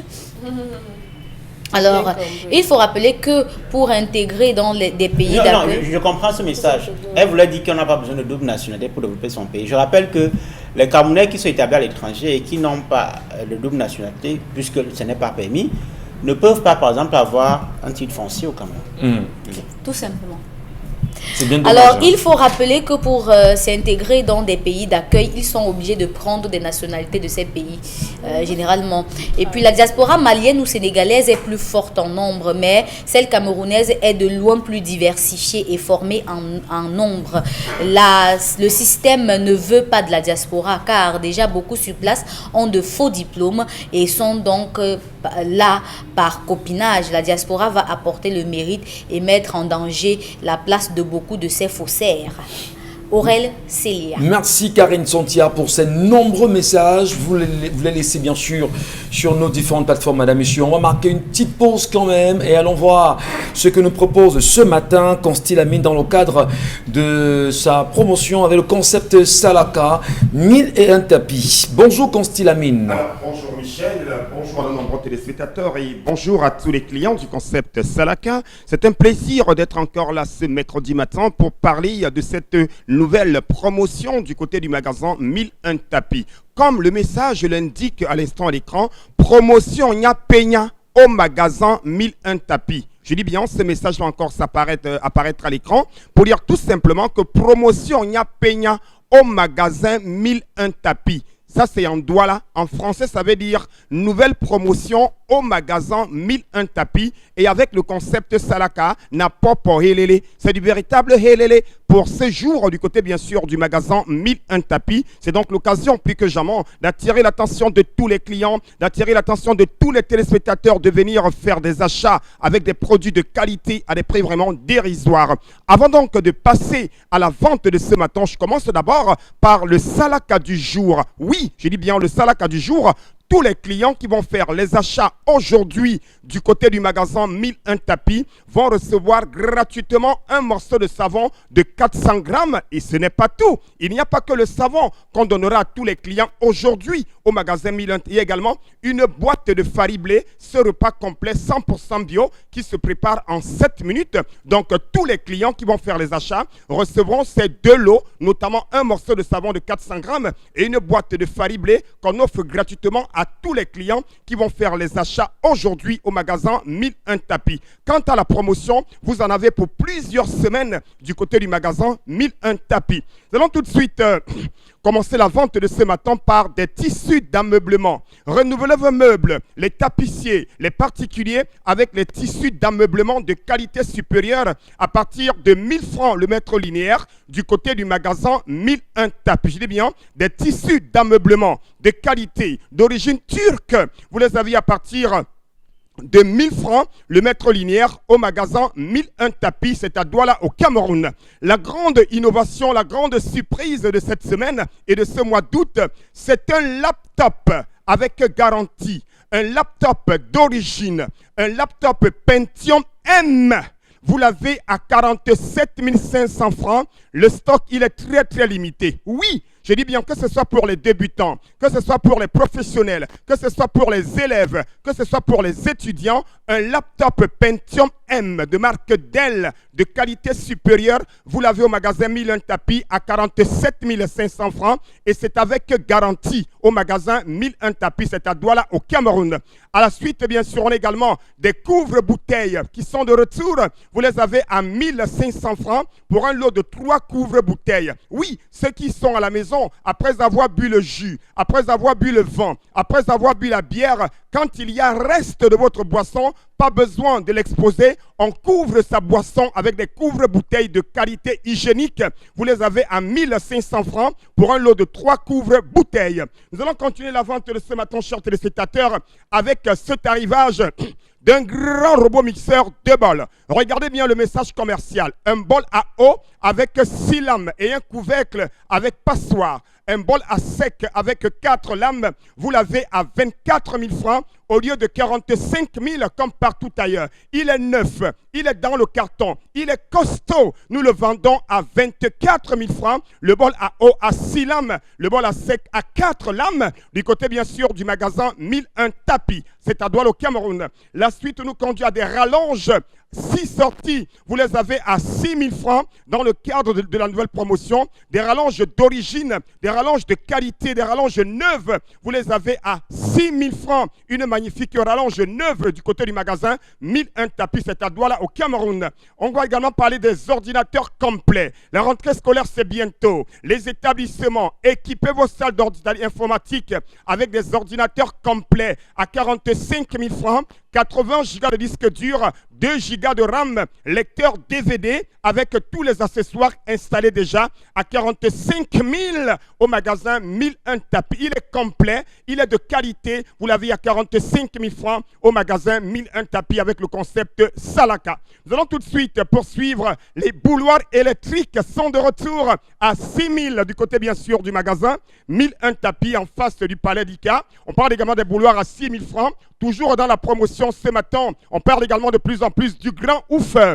Vous l'avez à 35 000, ce grand oufeur de qualité neuf dans le carton. Vous l'avez à 35 000 francs, chers téléspectateurs, toujours au magasin 1001 tapis. La suite nous conduit rapidement toujours à des couvre-bouteilles. Vous les avez à 1500 francs. Chacun devrait l'avoir à la maison. Les restaurateurs, les hôtels, les particuliers, les couvre-bouteilles à 1500 francs au magasin 1001 tapis. On parle également du détendeur, bien entendu, intelligent IGT qui reste toujours à 12 000.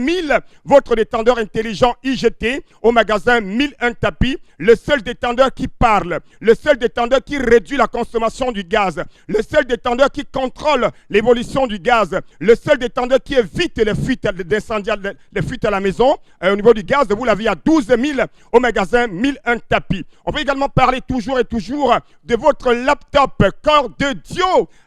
Votre laptop Pentium M à 47 500 francs. Un laptop Pentium M de qualité à 47 500 au magasin 1001 tapis. Le grand oufeur, les grands fers à vapeur à 12 000 francs. Oh là là là là là là là là. Ne demandez plus les fers aux voisins. Grand fer à vapeur à 12 000 francs chez nous à 1001 tapis. Les oufeurs à 35 000, toujours au magasin 1001 tapis. Et n'oubliez surtout pas, bien entendu, tout ce qu'il y a de bien, notamment des lustres, Magica et tous les articles chez nous. C'est des articles avec garantie en vente au magasin 1001 tapis à Douala au Cameroun. Des lustres à partir de 40 000, des régulateurs de tension à partir de 16 000 francs. Et bien entendu, plusieurs autres articles. Nassom Bignodita, Motote au magasin 1001 tapis. Merci Consti Lamine, Mototé au magasin 1001 tapis. Il n'y a pas de souci, on a compris. Merci beaucoup.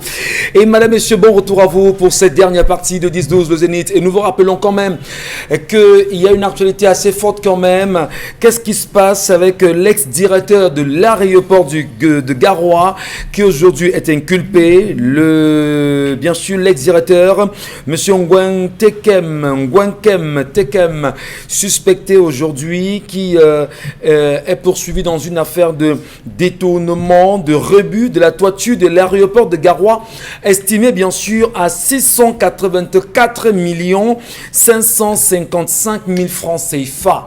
Voilà, c'est le Cameroun. Que de détournement, qu'est-ce qu'on va faire, qu'est-ce qu'on va dire? Aujourd'hui, la justice s'exprime sur cette question. Allons savoir, et d'ailleurs, la nouvelle expression nous fait justement l'économie de cette actualité. Allez vous arracher la nouvelle expression qui est dans les kiosques depuis ce petit matin. Karine Santia nous retrouve à l'instant avec la revue des réseaux sociaux. Alors, Dans une vidéo qui fait le tour des réseaux sociaux, une autorité traditionnelle, notamment chef du 3e degré au village Akak, à Sa Majesté Irène Ango, dans une vidéo qui fait le tour de la toile, notamment un sous-préfet fait dégager la voie et demande aux autorités traditionnelles, à l'autorité traditionnelle d'aller réclamer leur argent aux exploitants. L'autorité traditionnelle qui avait au préalable barré la route pour empêcher l'entrée notamment du sous-préfet dans cette localité. Et dans la vidéo, on parle d'argent viré dans un compte qui n'est pas celui dans lequel il devait se retrouver. La responsable traditionnelle martèle que le sous-préfet n'est pas son supérieur, mais son collaborateur. Elle réclame l'argent de la forêt communautaire et demande au sous-préfet d'aller dire au GIC de remettre leur argent entre la Scopaka, voilà, l'agent à Scopaka. On va vous laisser quand même écouter un peu et regarder les images. Ne parle pas. Vous n'avez pas qualité maïs. Mais ça, je suis déçu de vous. J'ai déçu de vous. Vous barrez la voie publique de l'État. Non, non, non, non. C'est la voie publique qui est insusceptible d'appropriation privée. Ça fait mieux que bloquer le compte. Voilà. Écoutez, je vais vous dire la vérité. Vous comprenez? Je vais vous dire la vérité.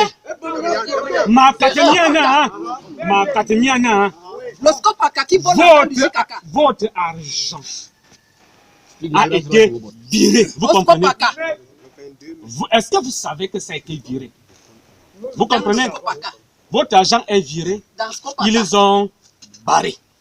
Parce qu'ils sont allés bloquer le compte. Dans Scopaka, notre argent est viré dans Scopaka. Il n'y a pas de s'il vous plaît. Enlevez notre argent dans Scopaka. Vous mettez dans JKK.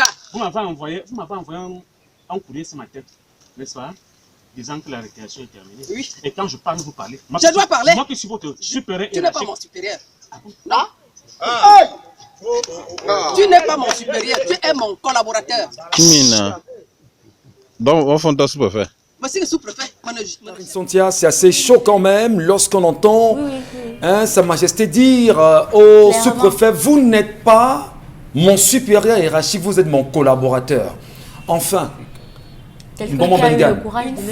c'est assez courageux quand même pour cette dame, chef de 3e degré, de dire justement au sous-préfet que les royaumes ont précédé la République. Je le dis ici depuis peut-être 4 ans. Nous devons procéder à la réconciliation entre l'État et la nation.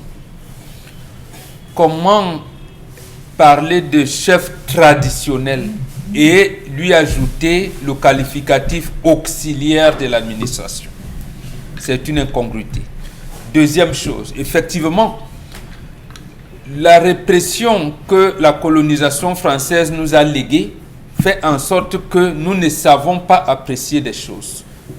Nous avons peut-être étudié, mais nous n'avons pas appris. Surtout les autorités administratives, ils ont fait les études, ils ont étudié, mais n'ont rien appris.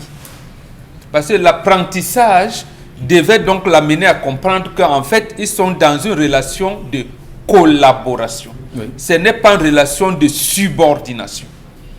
L'un représente ses ancêtres, l'autre représente l'État. Il est venu là. Mais si vous voulez, là c'est les institutions qui m'intéressent là. Quand vous êtes donc dans cette attitude, dans 5 minutes, vous allez donc poser la question principale. Entre celui qui est né ici et celui qui est arrivé ici, qui est l'aîné?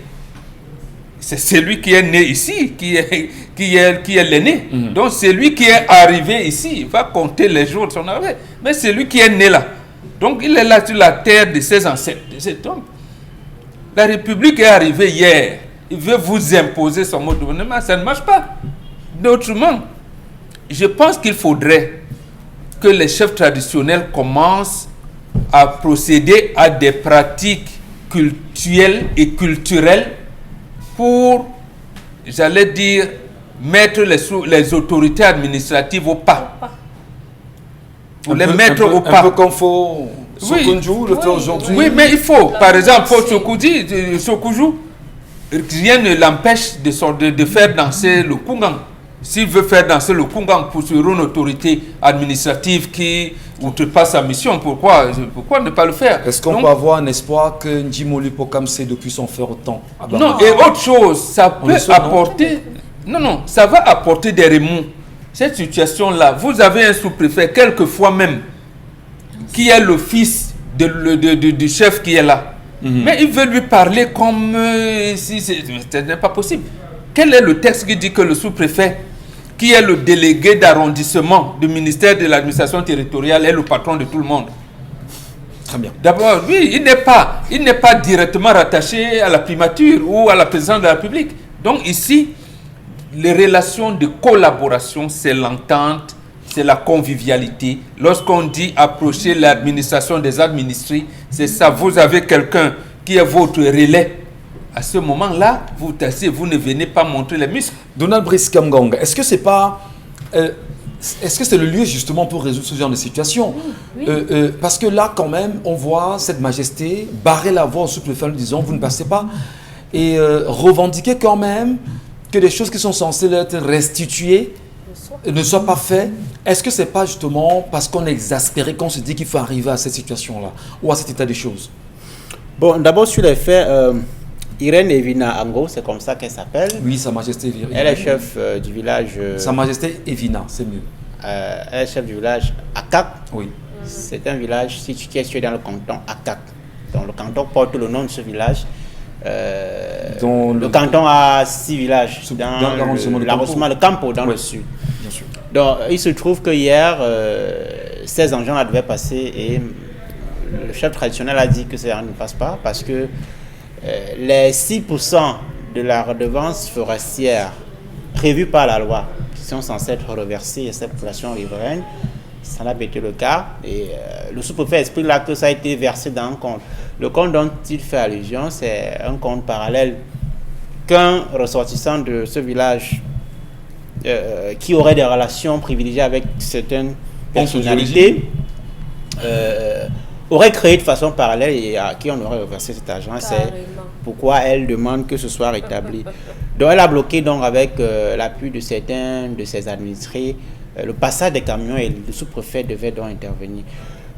Sur le plan de la loi, il y a de nombreuses populations riveraines de projets pilotés, même par des institutions internationales, qui ne marchent pas parce que la redevance forestière, qui a d'ailleurs été diminuée au Cameroun, qui est passée de 10% à 6%, et régulièrement n'est pas versée aux populations riveraines. Ou alors est versée souvent à des personnalités ou à des élites qui en profitent sans droit.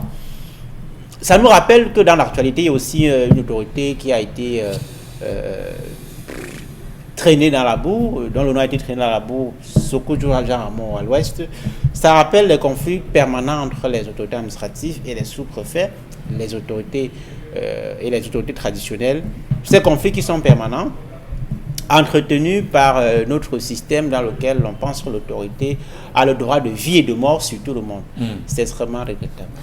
Alors qu'aujourd'hui, il y a un sous-préfet qui, d'ailleurs, est inculpé dans une affaire de tuerie sur l'affaire, sur la fameuse affaire lydienne tabac. Aujourd'hui, on n'entend pas trop les sous-préfets se prononcer là-dessus. Il y a également cette histoire avec le préfet. Vous qui se prononce On n'entend pas justement l'administration se prononcer parce que jusqu'ici, les enquêtes nous laissent croire qu'un certain nombre du moins les gens faisant confiance à la justice et on n'en parle pas parce que vous savez, on vous dira qu'une affaire pendante en justice ne se commente pas sur le plateau télévisé. Mais au moins l'information peut être rendue. Mais on attend au moins qu'on nous donne les informations et l'évolution de la traité. L'enquête est en cours. Elle est en cours. Très bien, donc on n'a pas encore de la justice. Oui, il y a justement ces grincements sur le fait que le site où le drame s'est produit n'a pas été sécurisé, scellé, comme c'est le cas en la matière. Donc, il y a des soupçons de... Le sous-préfet, justement, est-il au-dessus de tout le monde, y compris un chef supérieur? Si ce sous-préfet-là, ou bien ces sous-préfets qui se prêtent à ce jeu, le pensaient, et bien, comme on dit généralement, je crois que c'est en Côte d'Ivoire, ils sont tombés sur gros cailloux. Aujourd'hui, il a eu la preuve que ça ne se passe pas comme ça, ou du moins, Ça ne va plus continuer comme ça. Et là, je suis heureuse d'être une femme. Ouais, pourquoi? Parce Vraiment, que j'ai été vous vous rendez hyper compte que- excitée quand j'ai vu cette vidéo. Oui. Oui, parce que c'était une femme et même si on estime que les hormones avec les femmes et tout, là, si c'était les hormones, ça a payé. Ça a payé. Une Donc, femme mais avec autant de justement, poignes, On vous dit on n'en que voit pas. quand le pays va mal, c'est la voix de la femme qu'on écoute. Ok. Ben, on vous l'a toujours dit. Et justement, c'est l'Occident qui vous a embobiné dans les considérations qui ne sont pas. L'Occident. Oui, Merci. soyez bien. La Grande Royale en est l'exemple. Ouais. Dans l'aventure ambiguë. Dominique va chuter rapidement sur la question. Oui, oui. Moi, je ne savais pas que la redevance était passée à 6% déjà parce que normalement, il y a 50, depuis environ 2 ans. il y a 50 ça va au trésor public, à la commune de péréquation et aux populations. Conséquence, avec cet argent, la redevance forestière, on doit pouvoir avoir des écoles, on doit avoir des centres de santé, Des points on d'eau. doit avoir des points d'eau. Si on va dans toutes les, je crois c'est 70 communes forestières du Cameroun, ce n'est pas le cas. Regardez seulement la on ne route qui voit mène pas à là ça. où on coupe ses plantes. On ne voit C'est pas ça. ça sur le terrain. Et si la dame, Sa Majesté, a Evina. oui, elle a dit que c'est terminé. Ça veut simplement dire que avant, on a certainement joué avec cet argent qui n'est pas forcément pour elle. Là, elle porte la voix des personnes dont elle a la charge. Et c'est qui cet individu qui se lève et décide comme ça, simplement parce qu'il a des connexions, de décider de créer un compte Ils sont nombreux. Hein. impunément comme ça? Non, non, tous les chefs devraient prendre exemple sur ces deux-là.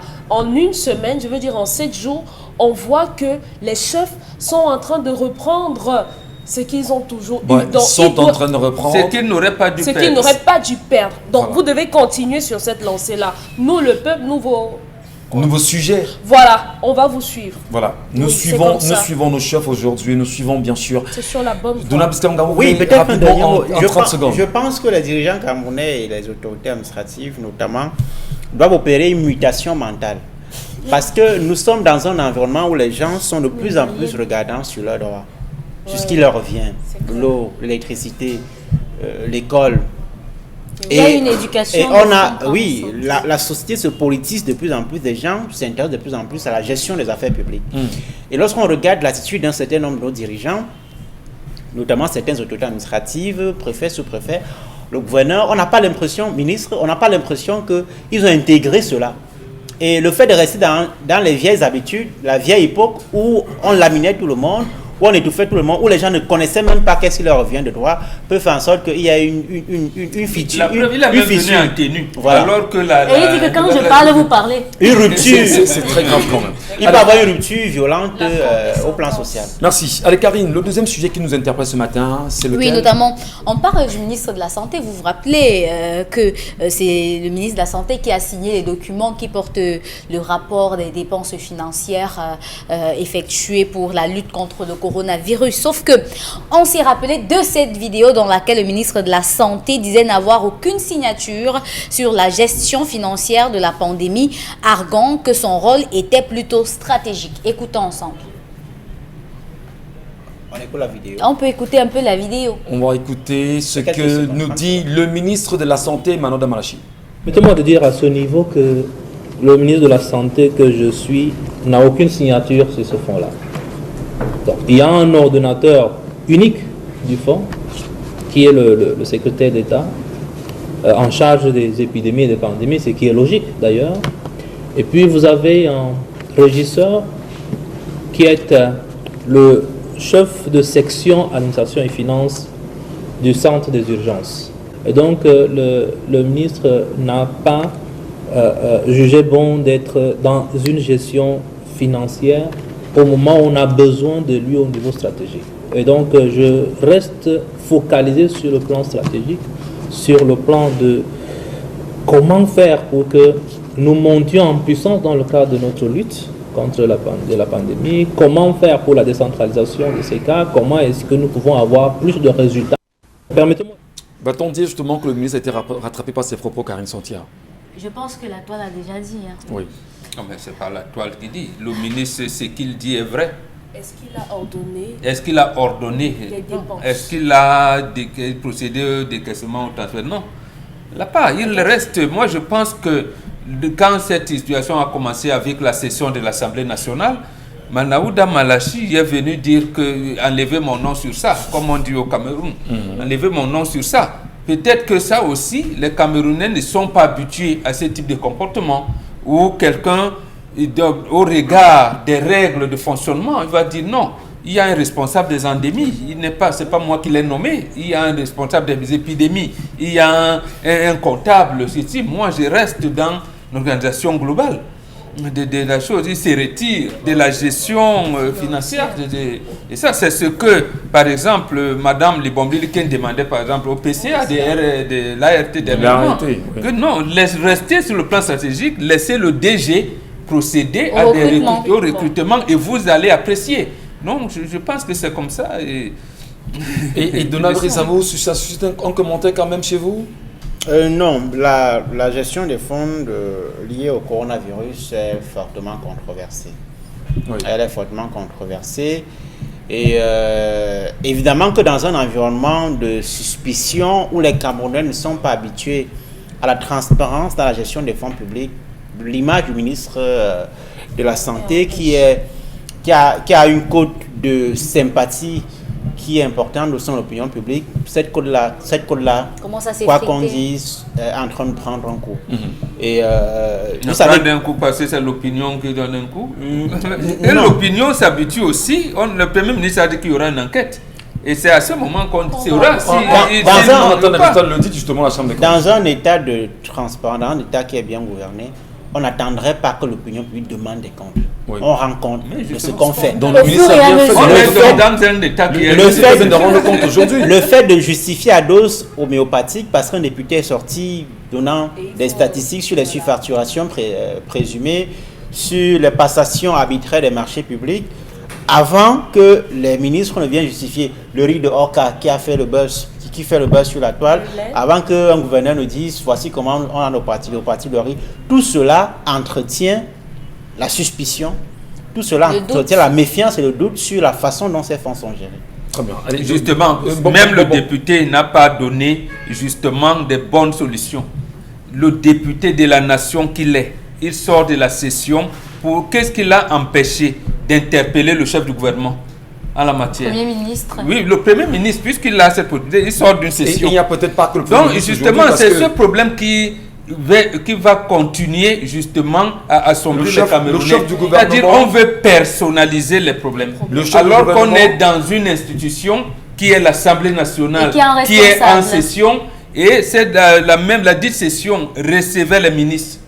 Pourquoi tellement? C'est le Premier ministre qui est j'allais même dire le commandant en chef des autres ministres. Merci Mbenga. Mais on va également interpeller ici le ministre de l'administration territoriale pour son compte rendu très attendu, y compris le ministre du Commerce. On n'en sait pas grand-chose. Pourquoi pas? Allez, oui, effectivement. Le ministre du Commerce, effectivement. On n'en sait pas, grand-chose. Allez, je pense que la mise en place de la commission c'est terminé.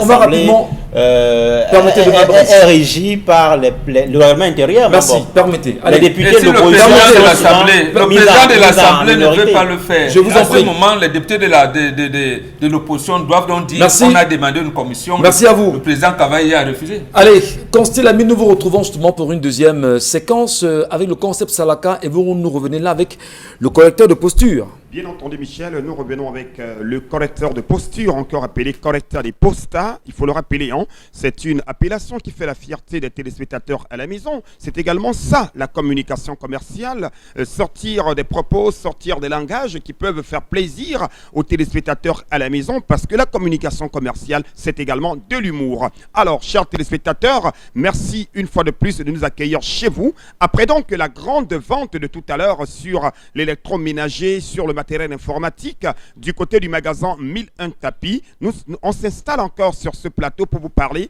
d'un accessoire qui vous permet d'éliminer les douleurs au niveau du dos, d'éliminer les douleurs au niveau du cou, les douleurs au niveau des épaules. Cet accessoire est utilisé depuis plusieurs années en Europe, aux États-Unis, en Asie et bien entendu dans certains pays africains. Ça fait pratiquement plus d'un an que nous commercialisons le correcteur de posture au Cameroun et ils sont nombreux, ces téléspectateurs-là, qui sont très contents aujourd'hui parce qu'ils ont vu leur douleur au niveau du dos, bien sûr, s'en aller comme, c'est-à-dire comme de rien du tout. Donc aujourd'hui, c'est le l'occasion d'attirer l'attention de tous ceux-là qui nous regardent, une fois de plus, de bien vouloir acheter le correcteur de posture. C'est une jaquette médicale qui marche. C'est une jaquette médicale de qualité. Oui, n'attendez pas à avoir mal au dos pour chercher un correcteur de posture, parce que ce correcteur de posture permet également de nous prévenir contre le mal de dos. Le correcteur de posture permet également de faciliter la bonne circulation du sang, et je le conseille vivement, bien entendu, à tous les téléspectateurs, mais particulièrement